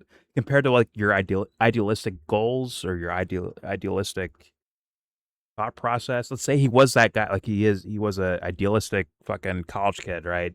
Chaining himself to civil rights activists, or because he was himself, right? Oh, we chained together to stop this certain thing, to shutting down this plant, or there being segregation or whatever the fuck, civil rights. Was that his actual idea when he was a kid? He got arrested for doing some civil rights thing, I guess. I don't know. It's kind of yeah. I'm sure it was real. I'm sure he cared. I don't know. He went to the same high school as Finkelstein. Well, damn. Ruth Gator Ginsburg. They all went to the same high school in New York. New York. Best day ever. Anyways, but like, let's take him at face value. As a kid, and those actions, would they be looking at him now and be like, "Yeah, you're doing the right thing"? They'd be like, "No, you fucking old fart. Work harder, you idiot. Do more." Yeah. Right? Now, what makes you leave that behind? What makes you leave? Hey, chain myself to a fucking building to stop it from being demolished, or whatever idea it is, right? What does that? How does that go away? Well, Jordan, that's not the real world. So what you have to do is compromise, essentially, right? Play strategy. Outsmart let's be real, let's be honest, in practicality, the most decrepit, malignant-minded thinking people on planet Earth, probably, like close to it. Probably equal to someone running like a rapist-style drug lab somewhere. It's probably the same brain worms happening, right? Let's just be honest about it, like psychologically. Okay, what are you gonna do? Like, go ahead, play strategy with them. Go ahead, play games with them. Or sometimes you have to like walk in front of the classroom and say, "Yo, that guy's a liar. That guy's a fucking liar. That guy's a liar." Or tell them privately, "Hey, John, come over here. I think you're a liar, man. Like, please show me otherwise. I want to hear more from you. What do you actually think about this exact topic? Or were you lying?" Fair warning: if you tell me you're lying, I'm going to tell everyone that you said you were lying. If you hide it from me, I'm still going to believe that you're lying, my man, because I heard you in other places talk differently. You know what I'm saying? Like, where it's like, where is that shit at? Instead, these guys think, once again, let's pretend that someone's being like a well-meaning politician. Instead, they pretend to be they pretend like they're being the smartest guy in the room by like, well, if I say this word right here, I'm forcing you to do this. Like, are you really? Are you? Or are you playing on their level instead of standing above? Not because you place yourself above, but because they place themselves below. Big difference. Sorry, I'm saying woo-woo stuff. I will now shut up. Let's go back to the video. They're set up to stop that happening. First of all, they're set up to stop it happening by changing you. If they can't change you, then you'll be out. Both these people on screen There's would no play way. strategies. There's no way to do that. So what really scares them is to create alternative institutions that aren't under control, media and political. Here we got one in the Green Party now, which is yourself, pussy. Which is quite exciting. For the first time since Corbyn was that they're now the most. And the problem, the mad thing about this is they're trying to suppress transformative change, which is popular. If you look at, if they're given a hearing, how people can you like suppress these policies? Like Bernie, at one point was the most, maybe he still is the most popular politician in America. Like they have to work hard to make sure either he's suppressing what the policies aren't heard because transformative change. And I'm like, that's not even of what? Oh, society? Is he talking? What does he mean? Like he's saying, like they, as in like the they, right, are suppressing transformative change, right? I'm like, that's not even possible, right? It's not possible, in my opinion. That's not possible. I mean, at best case, I think people do it well just themselves. I don't think you have to be an elite to. That's what I'm saying. What I'm saying is, it isn't transformative change. If it was, it ain't going. Like, sorry, it doesn't stopping that. If it's actually that thing, it's like it's the same thing as like when they were doing. They keep saying like, oh, the CIA is going to infiltrate our movement, whatever. It's like, listen, sir, like listen, Action for Assange. You do not need the CIA to infiltrate you, okay? Like you will fuck yourselves over yourselves, and you did, and here we are. Yeah, we saw that happen. Yeah, but anyway, I'll cheer. I'll cheer initially, but someone wants to do the right thing. I'll cheer for that shit, man. Sure, but like, yeah, it's just. And once again, it smells like this guy. Once again, intuitive. The way his voice sounds, like all of it. I'm like, it sounds like this guy means well. He has a little bit of hopium going on, or hope for something, right? And I get that, and there must be something devious in the way of why good people aren't, taking the reins over everything, right?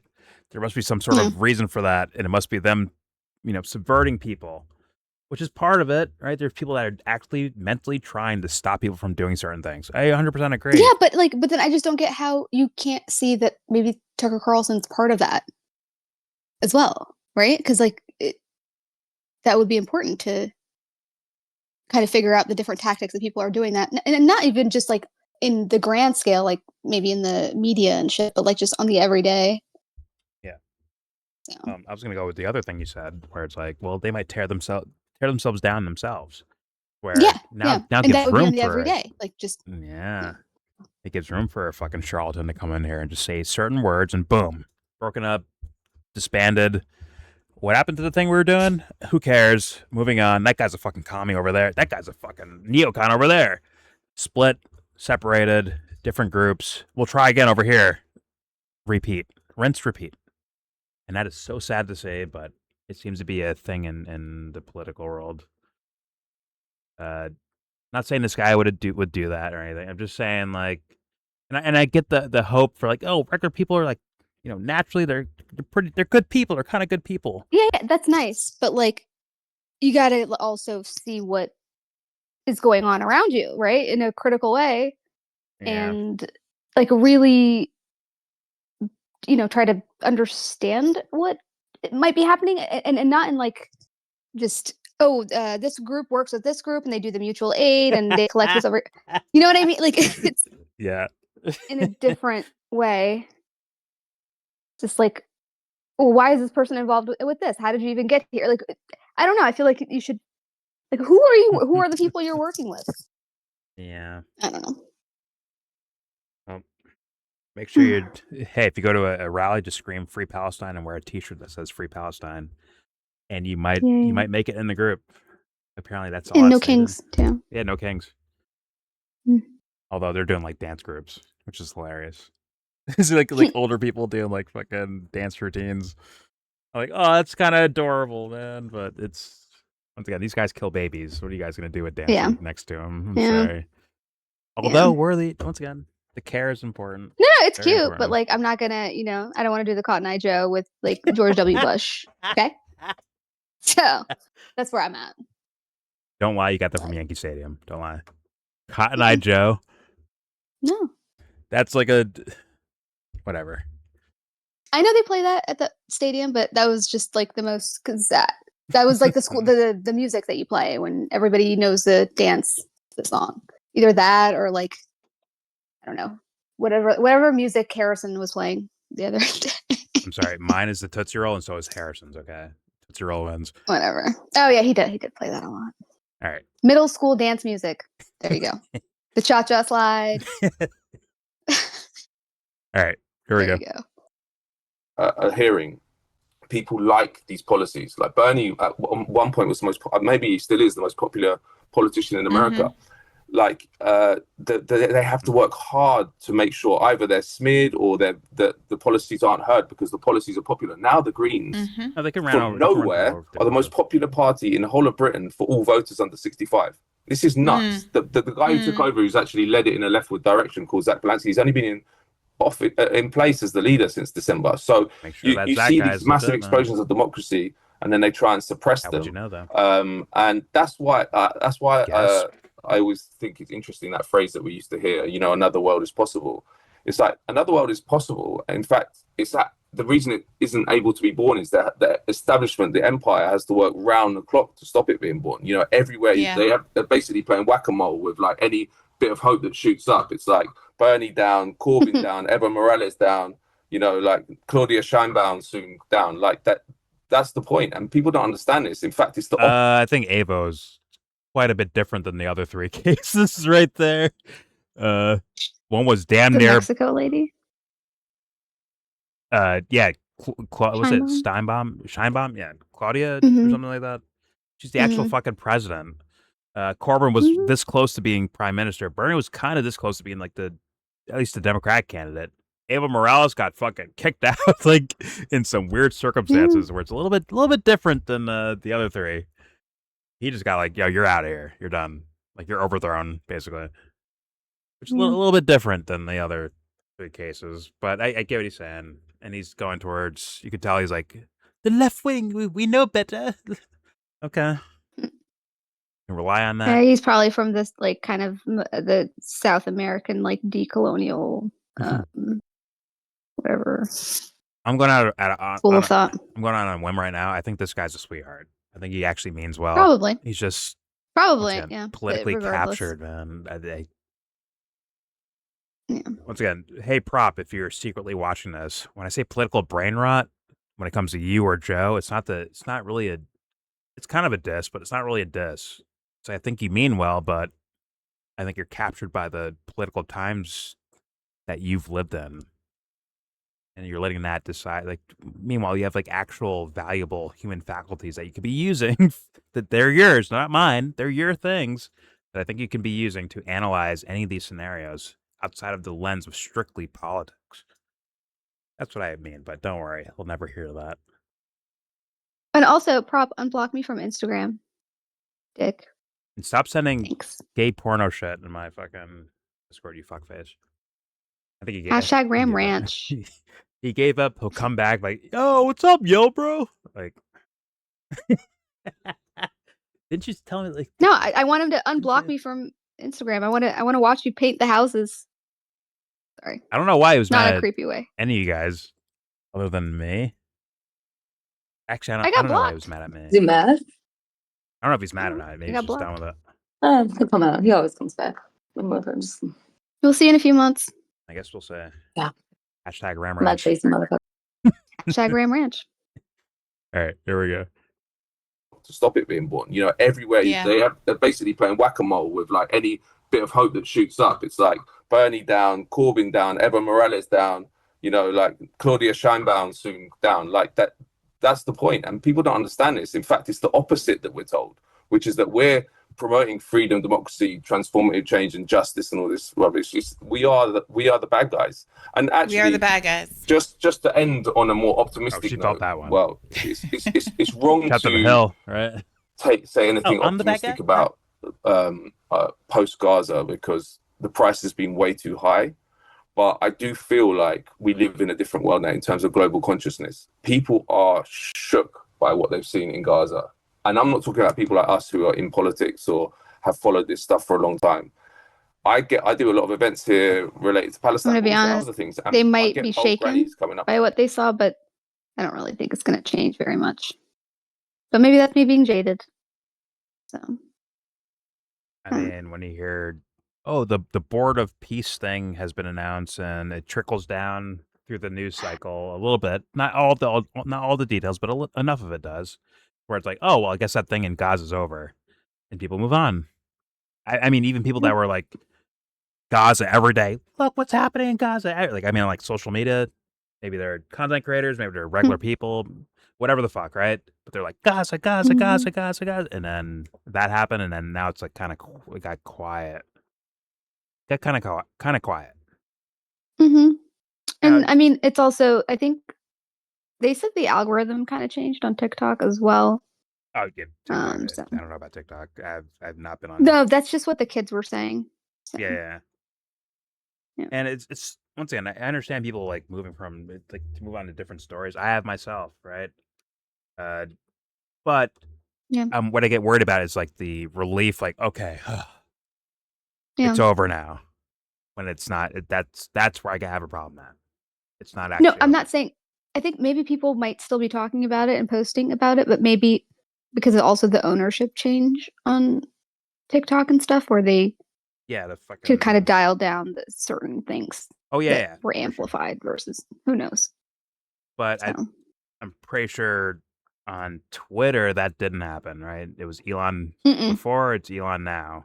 Yeah, but most things, but there's like a lot of political stuff on Twitter and like the official kind of stuff, but I think TikTok works a little bit of a different way, and sometimes TikTok's like ahead of Twitter. Like Twitter will get the stuff that TikTok already had. Yeah. I feel like they're when it comes to kind of ahead for sure. News stories or whatever you're saying? No, not necessarily like news stories. Just the flavor of it. Really. Like a lot of the videos that we even see that like were of like bombings and stuff, like people didn't upload that to Twitter. That was uploaded to TikTok, which was uploaded to Instagram, and then it goes to Twitter. Yeah, Twitter's like last, honestly, in my opinion. If we're like, it's like especially the like on the ground stuff, like the people, like just regular people recording stuff, and then the news picks it up. Yep. So that's actually really that's the kind of the funnel. So okay, Twitter is not it, or sorry, X, whatever the fuck. It's not. They as much as like it still brands itself to be. I feel like it's like hella lagging. It's like super behind with anything. Really, it is. Really. So that's why people that still like only work out of that. I'm like, you may want to broaden your search a bit. It's not what it used to be. Not that it used to be great, but it's not. Obviously, it's just not in terms of even like the content. Even if it was all like crazy, Nazi shit, it still is just behind, in my opinion. I don't know. Oh, it was functionally a lot better in the past, in my opinion. With the Jack Dorsey guide. Yeah, like interface, content like wise, though, it's fucking empty. You feel like you're like in an empty desert there. I don't know. It's so weird. blessed. I honestly, it makes me believe in the dead internet thing that these people talk about. I swear to God, like Twitter's like dead. It's dead. It's a husk. It's dead. It's dead. No, it's fucking dead. You gotta. I agree. Just saying. It's the truth. I'm so blessed. I was like, okay, I was on Twitter, like Jack Dorsey Twitter, right? And then I'm like, all right, fuck politics, and I'm gone. I come back, it's Elon's Twitter. Like I actually have like the actual like, there's no like phase for me. It's just like actually just one, then the other, straight up, same account, everything. Yeah. It's just like, whoa, this is so like, it sucks ass for algorithm and searching and shit like that. Information wise, it's terrible. I assume there's people that I assume that those guys would post that wherever they're at, whether it's TikTok or Twitter or whatever the fuck they post it. They post no, but I'm saying a lot of those videos that have gone viral, even like from like specifically, especially in like Palestine, whether it's Ukraine or whatever, like these kind of like the like story, even Iran, the videos from Iran, those were all uploaded on TikTok first. And then they go to Instagram, and then they go to Twitter. I swear that is the funnel because I have traced it. Why and do it's you, like, that's why TikTok's like almost like demonized her too, because it's such a quicker funnel to like the world, in my opinion. Not saying it's all. And you know what else they're still using? Is it news stories or just Snapchat? I get everybody's like, ooh, TikTok. Interesting. Like, Snapchat survives. I know. I'm like, how does Snapchat survive like this? I remember when all Snapchat of my cousins, all the young kids, that's their private social media. Yeah. Are you saying news stories or videos from certain things? No, we're talking about videos, like actual, like anything like visual, all the visual, like like the raw videos. They'll finally make it to Twitter, but like they'll be from TikTok now. The fuck. I'm just saying like comes from TikTok. I'm sorry to be shitty. It just come out like Twitter is videos, not like we're out here. It's just TikTok videos or whatever. Upload. I would put money on it. TikTok. It's just you may not use it, but that's where most of the content's originally coming from. As my understanding. Luckily, I know a lot of younger people. Too many videos there with that. When it comes to like warfare, it's not videos I look for. I want to hear news stories. What do you look for? No, but I'm saying like the people that are seeing the stuff that. But I'm just saying like the videos that are coming out of like places getting bombed or like fucking like drones striking people that are just like walking, like all of that like shit, on the like ground, those are on uploaded. The ground. Yeah, because it's a video centric. Yeah, right. It's for videos. That's the thing. Right. That's the so it's super easy. You can just like live. Exactly. Yeah. Take the video and then post it. It's very simple. Yeah. Oh, true. Yeah. Yeah. It's just like it's the interface, like it's the affordance that it gives you for the things that you can do. Like Instagram was just like for pictures at first, right? Right. And then like Vine was like for really short video, and then and TikTok is like for like 1 to 30 seconds to like 3 minute, depending on what 1 to 2 minute videos. Yeah. Okay, fair enough. Yeah. Although if it was like they're getting stories first, I'd fucking probably do that. But videos, it's I can. If you want, I don't know, it's like on the ground. You look at Snapchat and TikTok. If you want to see just like what people are posting quickly, what's happening, I just see those. Yes, and the news, like BBC, MSNBC, CNN, all those places, they're getting their shit from TikTok. Like in terms of it literally says on the ground TikTok. videos. Yeah. Oh yeah, may people not on like Twitter it, but are getting it from TikTok for sure. Yeah. It really is. But it wasn't the videos wasn't my main concern there. Well, I guess I just see like consuming news content as like video, but I guess there's articles and stories. That's what you're referring to, but I just don't think that anyone on Twitter is getting the drop on videos first. I just don't. Years ago, sure, but not anymore. A lot of them are actually TikTok that I've seen, but once again, I'm not. Yeah. Once again, when I see like, okay, bomb hit this place, I can look at it and be like, okay, maybe. Like I don't know. That shit is so foggy when it comes to any fight from Iran to the U.S. to Israel to Saudi Arabia to any country. It's so foggy. I don't know who's coming, where it's coming from. Verify. Right. Yeah. And then like go to the news, but then sometimes it's like, okay, they can say it's verified, but like I don't know. I didn't do the metadata, and even if I did, like there's so many ways for them to like fuck with that to make it look like it's not even been edited, even though it has. Like I don't own the hardware or the software, so I just it's kind of like just critical of it all. Well, but what I do is like, well, what I heard someone say was, right. I do a lot of that where it's like someone's like, oh, this happened.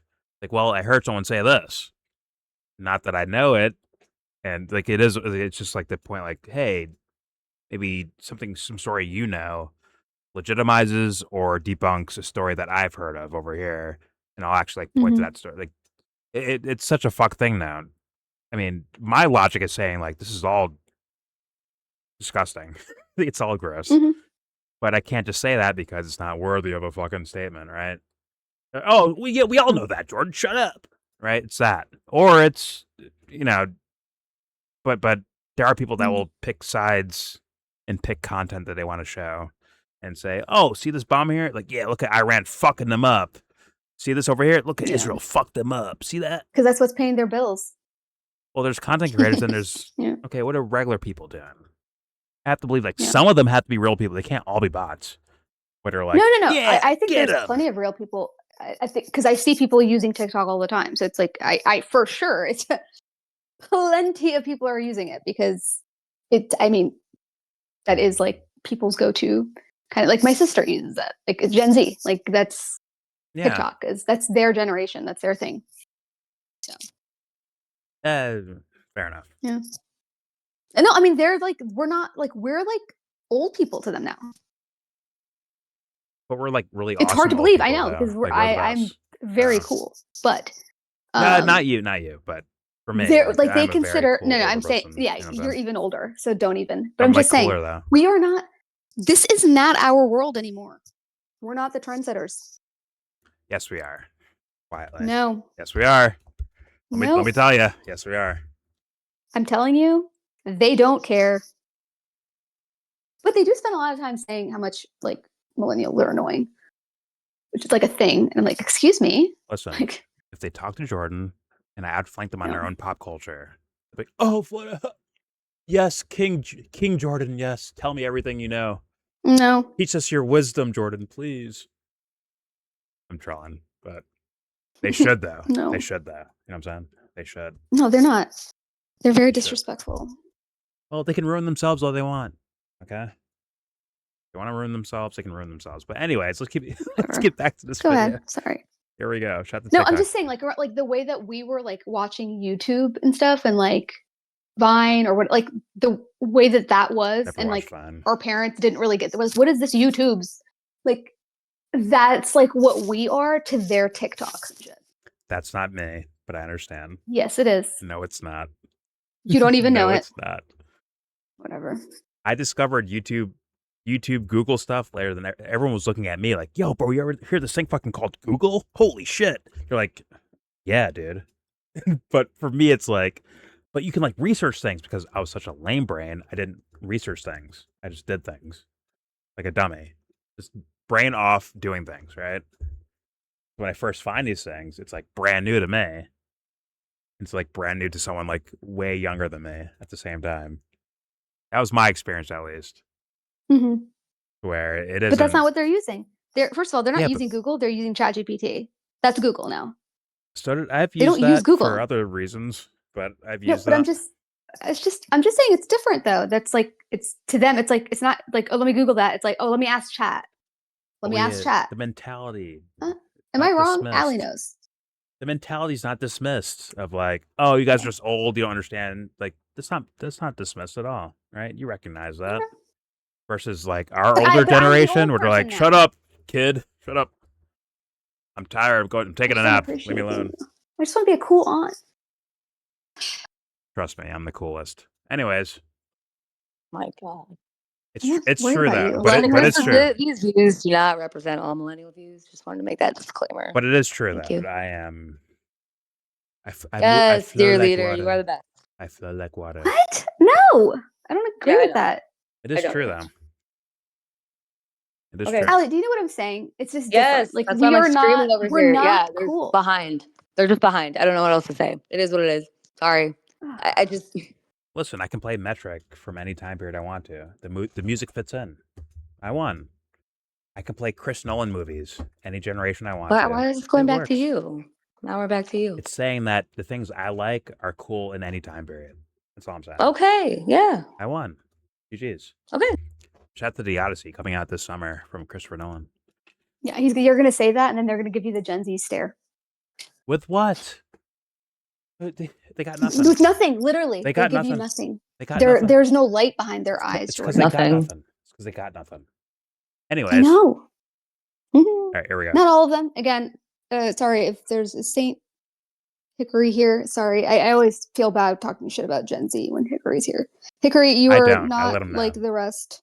I let him know. He's not like the rest of them. Okay. Anyways. Here we go. Leave Hickory alone, okay? He's my teammate, not yours. Here we go. He's my teammate. Which is kind of like this nice, well-to-do part of England, who read the Daily Telegraph and they say, Matt, I read the Daily Telegraph, which is a right-wing broadsheet, all my life, and I believe everything it told me. And the last 2 years have completely transformed my worldview. I realized that everything I told was a lie. I literally couldn't believe that I was watching my Prime Minister get up. And this is not just the Conservatives, it's the Labour Party as well. So I can't believe I've got that. And they've been defending it and sending more arms. People are completely transformed by it. And obviously when that happens, they don't stop when people's eyes are opened to the fact they've been lied to by the media and the political class for their whole lives, they don't stop at Israel-Palestine, which is the trigger. They'll start saying, well, they must have lied to me about other stuff. And the point is, yes, they have been. That's not bad logic. That goes for, and the other major propaganda that put out and is about American power, you know, which is behind the genocide in Gaza as well, in reality. And the American empire, even using that term a couple of years ago, was you probably still can't use it in the mainstream media, but that now people are using it more and they're understanding that America is an empire. I mean, some of it's hitched to the fact it's Trump, but all this is up for grabs. No kings is as far as liberals will go. Yeah, they're not saying like, but you know, they won't say oligarchy still, right? But yeah, exactly. But American empire is like, like you say, it hasn't like percolated into the establishment institutions, but on a sort of grassroots level, people understand now, because it's not, as I mentioned, the English people that come up to me, the old grannies, like the Americans, like who have been told all this stuff and propagandized it, and the global population that have been propagandized about American power, they've seen Biden get up and support this, like who's meant to be the good guy. They're told constantly the Democrats are the good guy, baddie Trump. Biden did it. Biden did it. And Kamala Harris, who's a woman and of color and supposed to be having a good heart. Exactly. All the PR is evaporated. And I don't think it's, obviously there's a whole industry related to the military industrial complex of think tanks, different institutions, academic institutes that work to put a mask on America and British power, right? That's their role. They get paid by the State Department. They don't put it on their website, but you can often these places you can find them out. They create the ideology. They generate the discourse. The Bruce behind has entered. They are going to try their hardest to put the mask back on now. But I honestly think Gaza has ripped it off so hard that they won't be able to put it back on. And I do think, I don't know what you think. Go ahead, I'm sorry. For not answering. I hope that's right, but part of me thinks that as a consequence of people being so much more aware, we're just going to get harsher crackdown. I don't know. Sorry, I didn't hear you. There's going to be more constraint. The survey. I'm saying, like, is Matt here to pressure me on the questions that he asked years ago, that I answered years ago, but he's still asking today? I'm saying? Never know. I don't know. I opened one of his blocked messages and he's tagging Anthony, calling him a stupid F. What? I'm hitting play. Here we go. Yeah, I think he's here to harass Anthony. Part of me thinks that as a consequence of people being so much more aware, we're just going to get harsher crackdowns. Stick on Anthony. Go ahead. There's going to be more constraint. The surveillance. I mean, we didn't even have a chance to get into this, but unprovoked.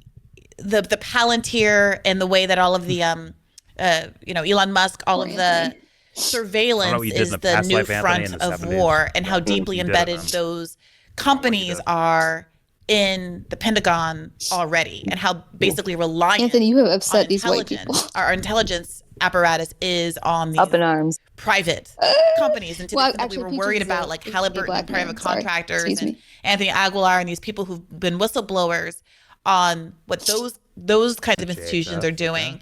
The private sector's intelligence influence, which is of course also implicated with Israel, is going to bring problems, the levels of which we can't even begin to fathom. I saw an advertisement the other day for like Prego pasta sauce. I don't know if you guys have that. Where it's like a jarred pasta sauce. Yeah, and they are selling like a little your queen surveillance. She eats Prego. Like a speaker, like a little Google speaker thing that you put in the middle of your dinner table, and they're saying this will record. This like is person that you've been capping for and save your memories is how they're the charlatan that you're giving a dinner aid to somehow facilitate familial interaction. But it's like here, put this bug in the middle of your table so we can listen to you. And they're selling it with I call it that spaghetti sauce. It's madness. It's like when Edward Snowden did his releases in 2013. I don't know what that means. Extremely important for the world. He called it turnkey tyranny. Oh, so his argument. Exactly. It was funny. It was funny when I said it. They kind of owned yourself. Well, even if people do warrantless surveillance, Capricorn, the Patriot Act and stuff like that, Capricorn, and the secret programs, they always defend it by saying, "Well, we only use it for terrorists. We're hoovering up." I don't know anything about Capricorns. And I just know that it's widely known that cancers are the best. There's no way that stays like that for a long period of time. You either get someone like Donald Trump who can weaponize it, I'm also or even Sagittarius, let so it down the line someone else who's not as bad as Donald Trump, but has this story As I said, to maintain it's control. widely And we accepted. live in a Make your secular L, move on. society, but Cancer is the best I sign. think it's a really important point you make, like that it's 100% true that this awakening is creating a lashback from the establishment, and you're seeing it. It's quite interesting for everyone, because the UK is one of the worst places actually in the Western world for this stuff. Obviously, it's bad in the United States, but like Palestine Action, who are a non-violent direct action group, anti-genocide activists who damage Israeli. I mean, Jesus Christ, sorry. Just label, right? Direct action, non-violent, direct act. It's like it's just label thing. Unfortunately. And I want to skip that and get right to skip the labels and superficial. It's not that that's fake, but like, you know what I mean, right? It's like your name doesn't encompass who you are until it does, right? That's just something like, the way he's talking right there is like very political. Label, which means the listener should be like, okay, so nonviolent, okay, anti-corruption, whatever the fuck, right?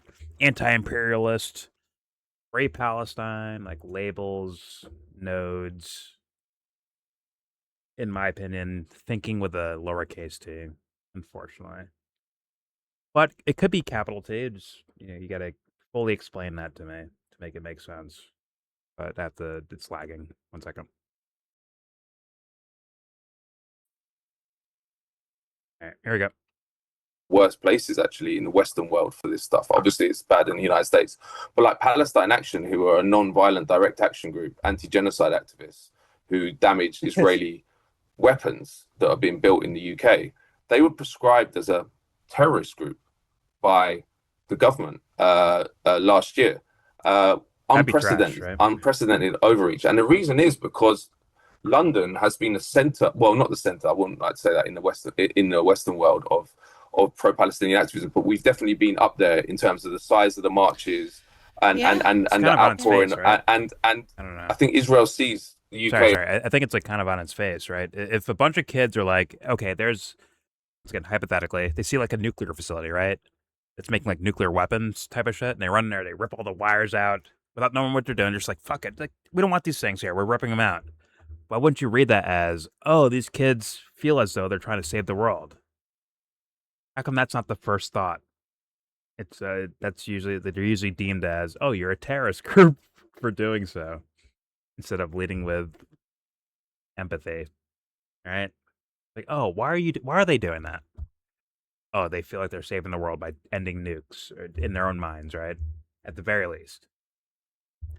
What's it play? Here we go. It's a strategic defeat, and definitely, if you look at favorability ratings for Israel, they're the lowest they've ever been in the UK. Now, if your propaganda no longer works, the media that I don't know, is basically that echoes your propaganda, maybe they're just not curious, or they're only curious about like super kind of unimportant things, in my opinion. Who do you mean? Like the people who wouldn't consider the other perspectives when they're looking at something like that. Yeah. Well, to be fair, I was going with the establishment guy. Like, these guys are all terrorists, right? And it's almost like the way the audience looks at them. Like, why are they just going with that immediately? Which would reflect on themselves, right? As the audience.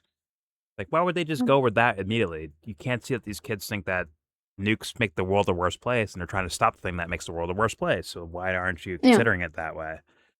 Right? Yeah, rather than just kind of being like, oh, look at these like hooligans. Yeah. Or worse. Destroying, or like holding up traffic or sweeping people up. Yeah. Yeah. Jesus Christ, Matt Hunter. He needs to find that character. But all right, here we go. I just like it's weird. Like, anyway, go ahead. Go look into that character, Matt Hunter. I'm sure it fits your racial proclivities or ideas of the world, because Jesus is now white. Weird guy. Here we go. And definitely, if you look at favorability ratings for Israel, they're the lowest they've ever been in the UK. Now, if your propaganda no longer works, the media that basically echoes your propaganda Israel's isn't having any agency in getting people to think what you want. You can't do. The only thing you have left to discipline the population is the law, and that's what you're seeing. Force. Force. And so that's what we're going to see. We're going to see more and more of it. And also, just on a more national security strategic point of view, the national security apparatus in Washington and London see the openness of our democracies, so-called democracies, but we do have limited freedoms. It is true. Neither of us in prison yet, but they see that as a strategic disadvantage with China. They say, well, so you won't get the same national security reporting or revealing. You will get it in the Western press, but not in the Chinese press. But they say they see that so that they, as they get more and more desperate to maintain their control, the fact that people like Edward Snowden can print their leaks in the Guardian and the New York Times, or wherever it is they're gonna get more and more stringent on that. Plus, add to that social media where we can reach millions of people without having to go through legacy institutions. But just one more point: it's never been. We don't have a First Amendment in this country, and we put Julian Assange in maximum security prison in Belmarsh for 5 years. And before that, he was unlawfully detained, according to the UN and the Ecuadorian embassy, for 7 years. Now, this is a man who's never signed a national security agreement with the government, because he was never internally. He's not a whistleblower. He's a publisher, and he published information which was in the public interest. And he was basically tortured close to death at one point because he has a lung condition. He was in Belmarsh when COVID hit, and people around him thought he might die. And that was so. There's a history with that, and it's also shows that when this the guy state just is really threatened, encapsulates a very specific era. Yeah. Well, I don't know. I don't know. It's just he reminds me of like a lot of different people put together, from the Action for Assange people to like, I don't know, or just Rockfin. Or he is. Damn it! What'd you say? Cut out. I said Rockfin. Before that, though. Oh, Action for Assange people or Rockfin. Just like just this it's a type of y'all. You know what I mean? Yeah. Shout out to the Ray token. I say shout out to y'all. Shout out to those Ray tokens. Yep. And all the people that shout out to the Fertitta brothers. Yep. Y'all are some real ones, aren't you? That's what we'll put it. We'll leave it with that. Anyway. Okay. Yep. Go ahead. All right, I had to get that in. Thank you. Or he's the son of Roger Waters. Let's play. Here we go. Care about taking the mask off. Is he too old? And the mask is now off in Gaza, but you're good. I know this is a cliche now, but it is true that Gaza is the first stage of Israelification of the whole world, and you're seeing it. Yes, if you can hear me. Although I do feel like I have to say, like, I mean, Pink Floyd has got Gaza's what worked, was a tipping point for a lot of people, but we've been talking about these cop cities and how they were a response to the Black Lives Matter uprising, which was the largest mobilization in American history, global history, I think, the number of people that were in the streets. And this might be the beginning of the complete intolerance, by the way, for what was at one point public support for doing things like burning down a police station. And this might be the beginning of the clip that I saw on Twitter of why I looked for this video in the first place. It might be, but here we go. In American history, global history, I think, the number of people that were in the streets, and the complete intolerance for what was at one point public support for doing things like burning down a police station. Made me laugh. And he said, "At YellBro, shut up. Come to the Discord where all opinions are welcome. That whore next to you does not agree." The bruise. That's funny. You need to seek help. That made me laugh. I'm sorry. God damn. Matt, Matt, that was kind of funny. What a fucking lie. Get help, my guy. Sorry. Good God, dude. That fell whore of thine. Sorry. Hath more destruction within her than all you swords. You're a loser. Yeah, you're fucking weird, bro. Like, you're a fucking weirdo. I don't, you know what I mean? Maybe I'm a mean girl for saying it. I want you to be well. You're weird. At least you recognize, Matt Hunter, why people walk away when you say certain things, but Yeah. You know, he could be just trolling. Are you okay, buddy? I am weird. Well, actually, weird is too nice. You're repetitive. Yeah. Repetitive. Well, you seem disingenuous. I guess if you really are a real person, because you never speak, whatever. What's your point? Listen, man, Hunter. I'm a weird guy too, man. Yeah, I'm weird. I'm weird as fuck. Break on through to the other side, man. Come over here. Pause. Use your voice. Guess what? It doesn't fuck. It's not. Who cares? Be nerdy. You could be the gayest black man in Atlanta. Whatever. Just let it be known. Okay. It's all good. Say your words out loud. I understand if you're joking or not, or whatever. Either way, let's apply. Or go on a skate rink. What do they have in Atlanta? What they got over there? Tell me how I'm wrong. No, I don't want to tell you how you're wrong. I'm going with like thick black woman and put the hot County, comb down, Florida. Peaches.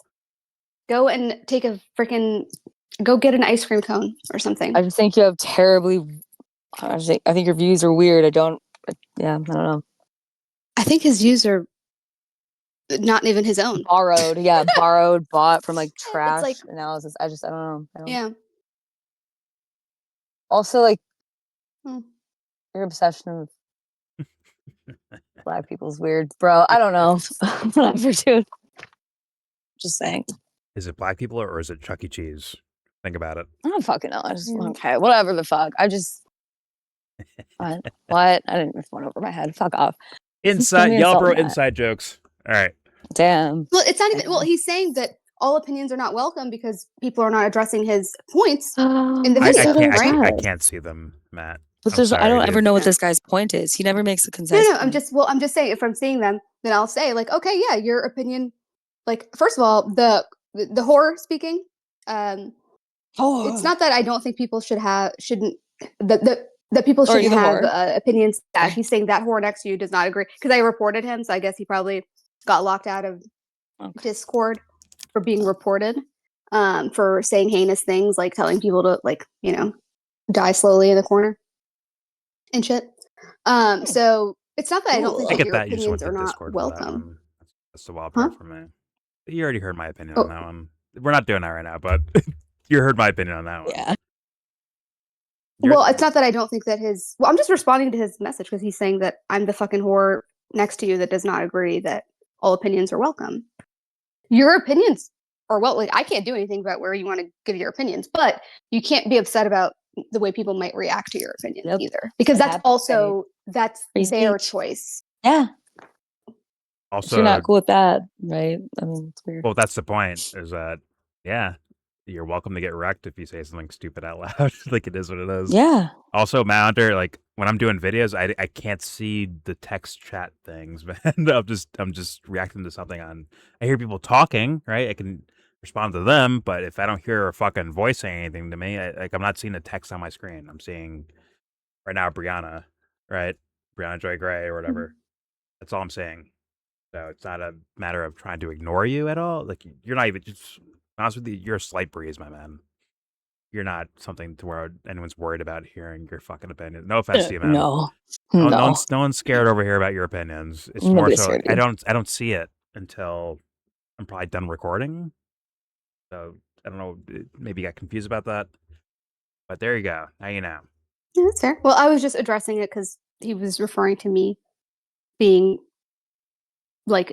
against people having free speech, and that's not necessarily the case. It's more of, if you look at the things that you say, I don't know what kind of reactions that you expect. Like, you can't be mad at people reacting the way that they're going to react to the things that you say when you feel like you should be free to do that. Yeah, well, other people are also free to react how they want to react. Right? And sometimes you need to take out the trash. So. Hey. Yep. Threats are not free speech. He might view it as Jordan. Like, let's be real, motherfuckers are in love with me for some reason. He may view it as like, well, Jordan said this, and thus Jordan's breaking his principles, so thus it's on him to get like a win, like Dubster does to get a win, and that's once again sad. Oh, okay. It's sad, but it is what it is. But you don't have to like Well, you don't this have to is my fucking thing. deal It's with like that at all. You should no, just but say, it's "Fuck no, that no. guy," But and this is my ignore him. thing though, because it's like if you want somebody to respond to the thing that you're saying, like fine, yeah, they're gonna respond, but maybe you won't like the response. Or it's like, how many times do you expect people to respond to like, oh well, see, look what happened, Juneteenth shootout in Chicago, stolen shoes, Foot Locker, like how Chuck E. what Cheese, get it else? right, get it right. Like, Chuck E. Cheese, okay? What? Yeah, the Chuck E. Cheese shootout in Chicago, O Block. Like, what do you? How many ways All do you right, respond to that? I don't know. It's just that was not an attack on you, Allie. It was just I didn't take it as that. Saying yeah. you spoke on O Block. I thought I it mean, was fine. Yeah, Chicago's I pretty don't take it dangerous. personally. They are pretty dangerous, you know. Chicago, stay out of there. Dangerous city. Yeah, it's just how many Go to New York more instead. You know what I'm times? saying? Go to New York. Healthy, happy, pizza. Yeah, just what do you expect when you say some Okay. shit like Well, that? I don't know what that means. He's telling me now that he stood At up Hunter. again.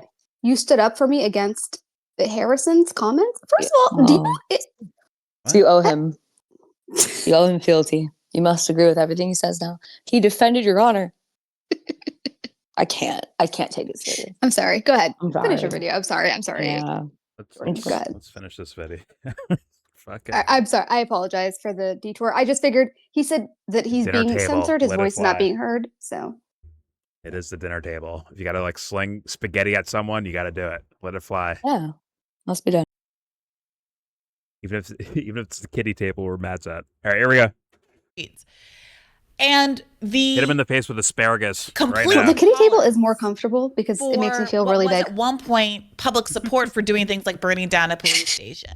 Smaller and how he had the move bombings, and how he had a lot of those Black Lives Matter protesters who ended up getting killed, mysteriously assassinated, and there have the mass killings of civil rights protesters in the 1960s and the assassinations of presidents and world. I mean, like there have been. The only reason I'm a little pessimistic about like is Gaza really gonna be the cat's out of the bag? It's because there have been huge, horrible, monumental things that have happened in global history. Of course, but before social media, though, I mean, obviously ones have happened. But then they've just bought up all the social media. And, yeah, but the damage is done. Well, you might be right. I'm trying to be optimistic. I need someone. I'm trying to be optimistic too. But here, before I let you go, let me just play this clip. This is part of my Tucker Carlson skepticism, because he was, this clip is going viral of him saying, "Oh, I didn't realize the role the media played in all of this." Let's play that one. Okay. I've spent my whole life in the media. My dad was in the media. Like that is a big part of the revelation that's changed my life is the media. Happy Dad. Part of the control. Full Send. This is the Full Send podcast. Yeah, I guess so. But from 2023. Yeah. This is old. Right before the thing. Mm-hmm. And I guess Brianna had this shit ready to go. I guess. All right, let's hear it. I never heard this before. Let's hear it. Here we go. Let's play that one. I've spent my whole life in the media. My dad was in the media. Like that is a big part of the revelation that's changed my life is the media are part of the control apparatus. Like there's no, yeah, I know. Cause you're younger and smarter and you're like, yeah. But what if you're me and you spent your whole life in that world and to look around and all of a sudden fish in water until you leave water. Not only are they part of the problem, but I spent most of my life being part of the problem, defending the Iraq war. Like I actually did that. Can you imagine if you did that? What do you think? What is one of your biggest regrets in your career? Oh, defending the Iraq war. That is it. It's I've had a million regrets. Not being more skeptical, calling people names when I should have listened to what they were saying. Look, when someone makes a claim, there's only one question that's important at the very beginning, which is the claim true or not? So I say, you committed murder or you rigged the last election.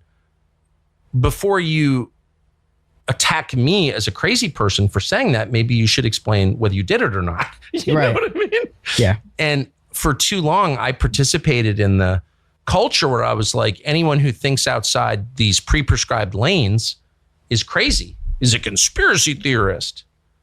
And I just really regret that. I'm ashamed that I did that. And partly it was age, partly it was the world that I grew up in. So when you look at me and you're like, yeah, of course they're part of the means of control. I'm like, that's obvious to you because you're 28, but I just didn't see it at all. And I'm ashamed of that. Isn't that what the media tries to do though? See, for something like that, I never heard this before. If I tried to assess that from like sociology to psychology to the context of hearing Tucker talk in different ways, in different places, whatever the fuck. This is not a shame thing. This is like, holy fuck, I got tricked so badly that I need to not allow this to happen again. It's like that level. It's not that you were like, oh my God, we need to go to war with Iraq because the news told me so. It's you were the news telling people we need to go to war with Iraq because I'm the news telling you so. That's a different perspective, I think. And you actually have to walk away to engage with that. Well, I think all of it you need to walk away with, right? You need to let's get out of this. Let's do something else. Let's think about it. Let's deeper thought about it. Let's, do that mental work. But that one is like as blatant as it gets as far as like what you should do as a, as a prescription for yourself, as a autopsy of why you fucked up so badly. Because that's different. That is so different, I think, for like perspective wise. So going from that to like now I have hey guys, I have the answer. I thought about it for like 5 minutes. I have the answer now. Here it is. That's kind of crazy to me. But somehow, I think culturally, and with like I guess social media and the minds that are looking at things a certain way, this actually would be considered acceptable. He was this way, then he changed his mind. Right? It's what's his name? Indian guy. What's his fucking name? Debated Nick Fuentes. What's his fucking name? Apocalypse fucking documentary. Yeah. Dinesh D'Souza. Jesus Christ. Dinesh D'Souza, right? Where it's like potato. Where it's like, hey guys, I messed up on Iraq, okay? Like, well, thank you for telling me. Thanks, man. But like, how'd you get that wrong in the first place? That will not be explained, will it? In detail, not at all. A full forensic diagnosis of how you fell for it in the first place, which is what motherfuckers that are actually sorry about things they do, they actually go through that process, in my humble opinion, like actually being sorry about something. Not just, hey guys, do you accept these words? Okay, we're good then. No, because it's a shame that follows you around, not about society letting you go or not. There's a big difference, major difference. And this sounds like social shit where it's like, hey guys, I'm sorry about the Iraq war. My bad. But guys, listen, Israel's bad. Oh, you know what? He's one of us now. Welcome. Yeah. Yo, Crowder, APAC bad? Join me. Come on. You're on my team now. It's like that. It's like that.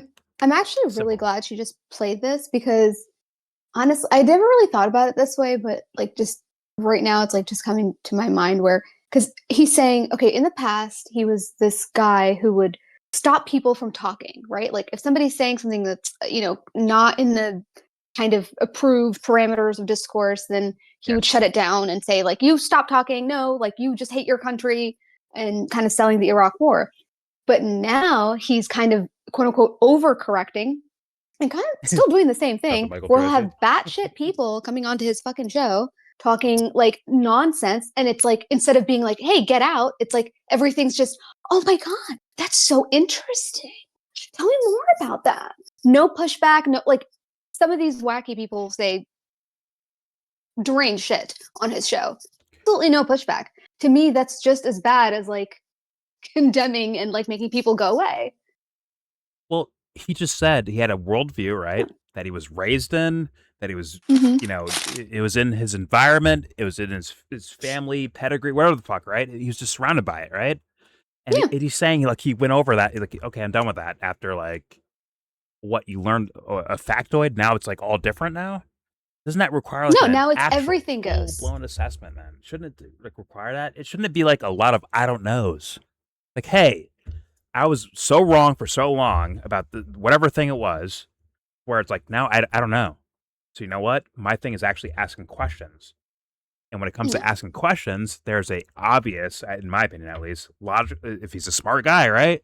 There's a logical fucking trail you go through for when it comes to questioning. It's pretty simple, but he doesn't ask those. He's asking like leaning towards a direction. Like seriously. Like he just goes in a direction. And why don't they like Christians? Huh? Like, is that the actual, like, I don't know, statements you make? It's not. That's leaning towards a political narrative. It really is. instead of like actually like, I don't know political. I have no fucking clue. And imagine you're a child or an alien asking questions about something you really don't know about in like a genuine way. It wouldn't sound like what Tucker does, but yet here it is. It persists. And Brianna called it authentic in the beginning. She said, well, it sounded kind of what seemed to be an authentic, apology for supporting Donald Trump, because he didn't realize that it would be, what it is now. It seemed to be. Okay. Like, that was her words. Based on what? No, I know. That's what I'm saying to her. Based on what? Exactly. I expect dumbness on top of dumbness, honestly. Well, it's based on like her media. No, it's not the dumbness. Her media friendships. No, that is stupid. Yeah. No, that is dumb. Yeah. Being deceptive is that's stupid. not why I'm judging it. Well, deceptive or most of what is strategy is being stupid. I think that's being very stupid. Unless strategy. Yeah, it really is stupid, actually. In this lane, yes, it is very stupid. Thinking like strictly strategically is very stupid, in my opinion, at least. I'm sure it'll be clever for whatever misshapen form of idea you want out of the world, but when it comes like, if you say like, "Hey, my name is Brianna Joy Gray, I want no more imperialism," right? When it comes to that, it's fucking stupid. By her stated words of what she wants. Yes, strategy is stupid in that arena, 100%. Because if you take strategy without your morals, without your backbone, what does it turn into? It turns into, we already see Tucker on screen right now. We already see him on screen. It turns into that shit. So thus, yeah, I'm calling it stupid. Now, if they don't believe it, then what are they? They're fucking liars, right? If Brianna doesn't actually believe in revolution for the righteous of the world, like, then you're a liar. So thus, I'm calling that stupid too. But that's when I say that's stupid, that's me on a bigger woo-woo level saying like, hey man, we all die one day. Is this what you want out of life? You're stupid on that level, which is probably the ultimate stupid. Versus someone that like wants to do so. I want to fix the world, man, but the only way to do it is strategy. Let me do this, right? Where that's a different level of stupid. That's different. That's you mean well, but you're going to fuck other people over while you're doing your meaning well, right? Most likely. Even you probably consciously fuck people over. The other one is kind of like, I don't give a fuck about the world.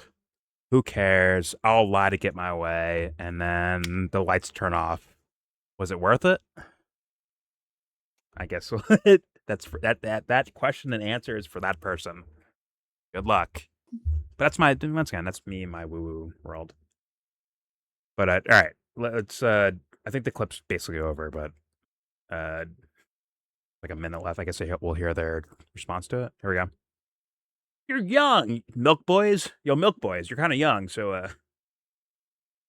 you guys don't understand. You guys are too naive to realize you shouldn't just interview Netanyahu in the middle of a genocide and just once again tongue bathe them. Oops. They're too young and stupid. They didn't realize what they were doing. Just like Tucker was young and stupid, right?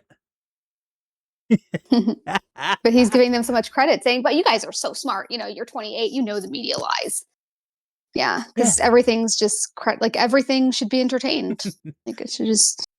Yeah. Oh, tell me more about that. No pushback. No, nothing. Yeah, just they didn't know the milk. You can entertain everything, which is fine. But it's like with no question, no follow up. Yeah. To me, like that's just as bad as shutting anybody down. And I think that's Tucker's new. He's doing the same thing, in my opinion, just from a different angle.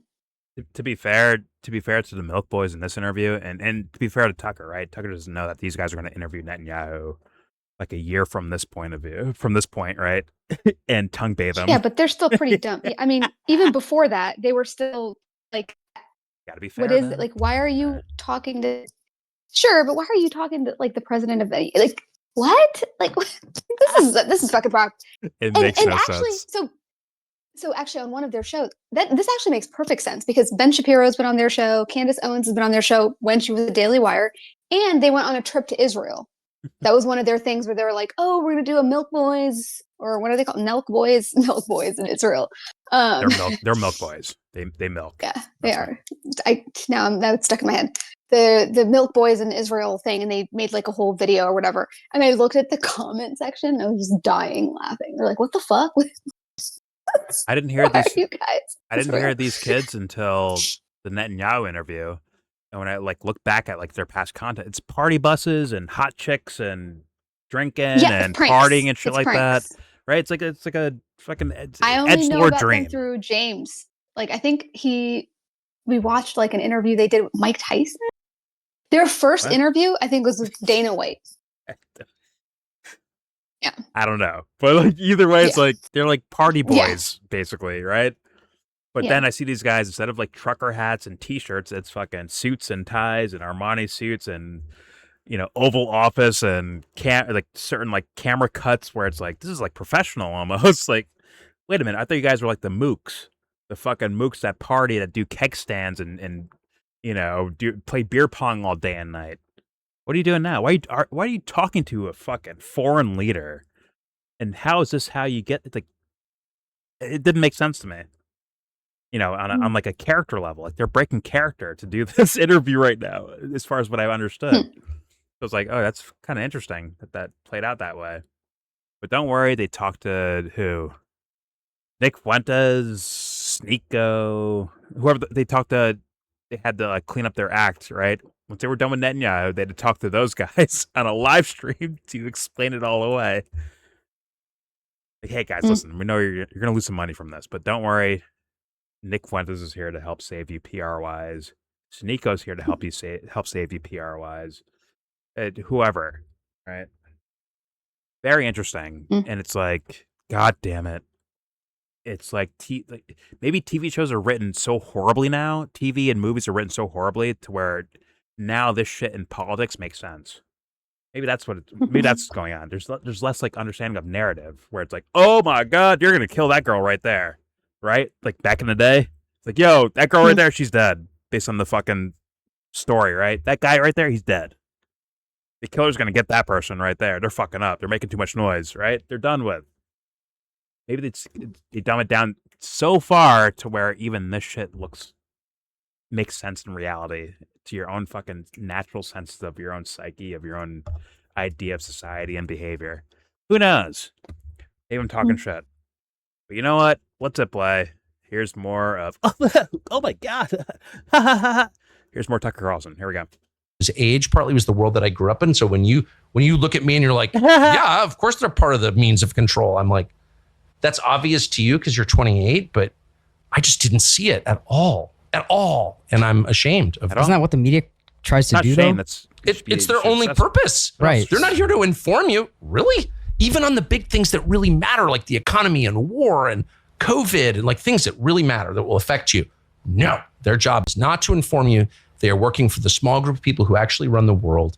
They're their servants. They're their Praetorian Guard. And we should treat them with maximum contempt because they have earned it. Right. I mean, you get the point. Like, ye gads. Heavens to Murgatroyd. I had no idea the media, the fourth.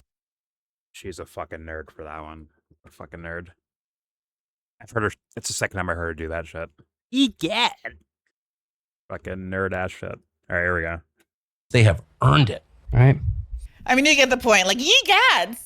Heavens to Murgatroyd. I had no idea the media, the fourth estate, you're calling it? Nerd. What? Yeah. Yeah. I mean, yeah, it's hard to, I mean, he's not a stupid person, but it's insane that he's never clocked that. But then, well, it's not because he's not a stupid person. Of course, he's clocked that. Like this is the pantomime, and this is why people are so. But that's why. But it's like that phrase, isn't it? It's hard to make someone understand something when their wage depends on them not understanding it. So when he's I understand that is an argument. I don't believe that that's what is happening here with Tucker Carlson.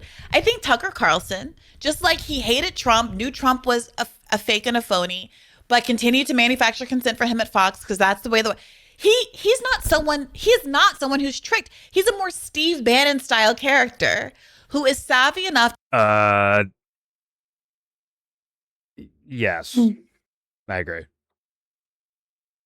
Steve Bannon is not some guy who's like he's plugged in, bro. It is what it is, and I think Tucker's plugged in as well. Pause, but still, pretty clear. These guys are locked, but it was lagging, so I needed an excuse. All right, 1 second, and I'm back. All right, here we go. To understand that if he takes the L and just apologizes, that he can maintain his authority and funnel people in a new direction, whatever direction that is. But toward empire. Right. Yeah. His dad worked for the CIA, right? Yeah. Hey, YouTube. Thanks for watching. Stop it. Fucking airbrush coloration. Stop it. I almost called her Sabby, by the way. Secretly, quietly. But all right. Yeah, I think there's plenty of questions to throw towards Tucker. There was some Bernie stuff here, which was the clash I wanted to kind of hear the most as like a backdrop. But yeah, there's a lot of bullshit going around, and for me, it's hard to tell from anyone until we get to the actual, at least my assessment of what the real problems are. If we can't get to that, then anyone has an excuse essentially at a certain point, right? To where it's, listen, I was playing political strategy and I was trying to get this policy through, but the only way to do that is to befriend these guys over here and to make that, like, that's Game of Thrones. I saw Game of Thrones already. It's a dance. It's a dance. It's a game almost, rather than, hey, something's not right in the world. I'm mad about it. Let me go try to fix it.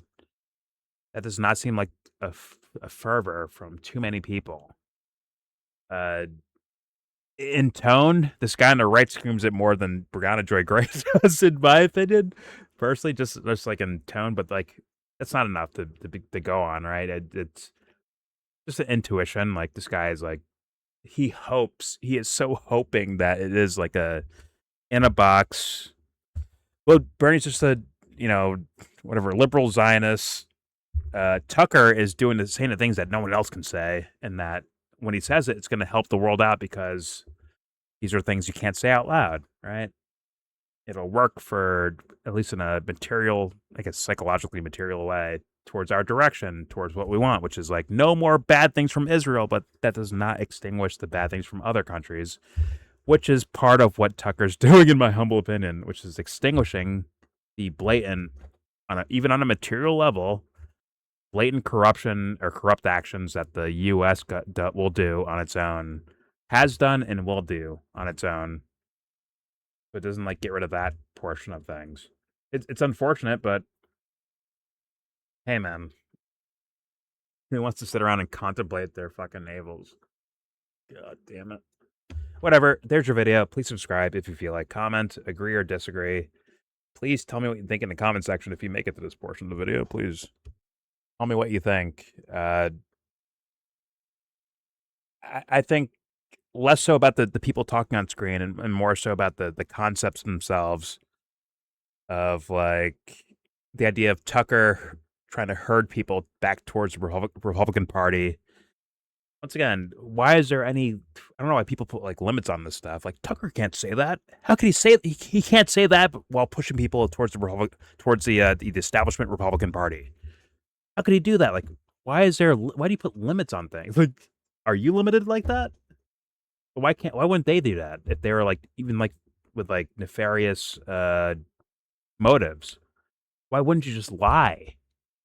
Why wouldn't you just trick? Why wouldn't you just like give like a factoid here to pull you into a falsity over there? Why wouldn't you do that? Why is that off limits apparently to the, if he said that out loud, he'd be in big trouble. Like, really? Where? With certain things, like, I don't see that. I don't see it. Of us, why wouldn't they just play you that way if they wanted to? And in this case, with like someone like Tucker or Bernie, it's like, what makes them good guys? And if I had to guess, most people would say, like, well, compared to him over there, he's a good guy. Which is not saying he's a good guy. It's just saying compared to them over there. Right? Hopefully people can recognize that. Once again, in my opinion, kindergarten style psychology. It's right there, right? YellBro is not a good person because CNN shit on me one day, right?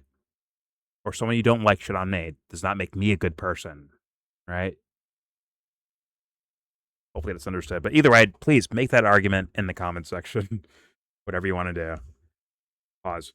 Don't forget to share support.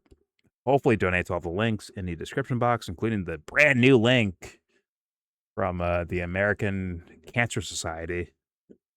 Hopefully check that out if you want to leave a donation. If you don't trust it, that's also fair enough. As long as you're trying to do the right thing.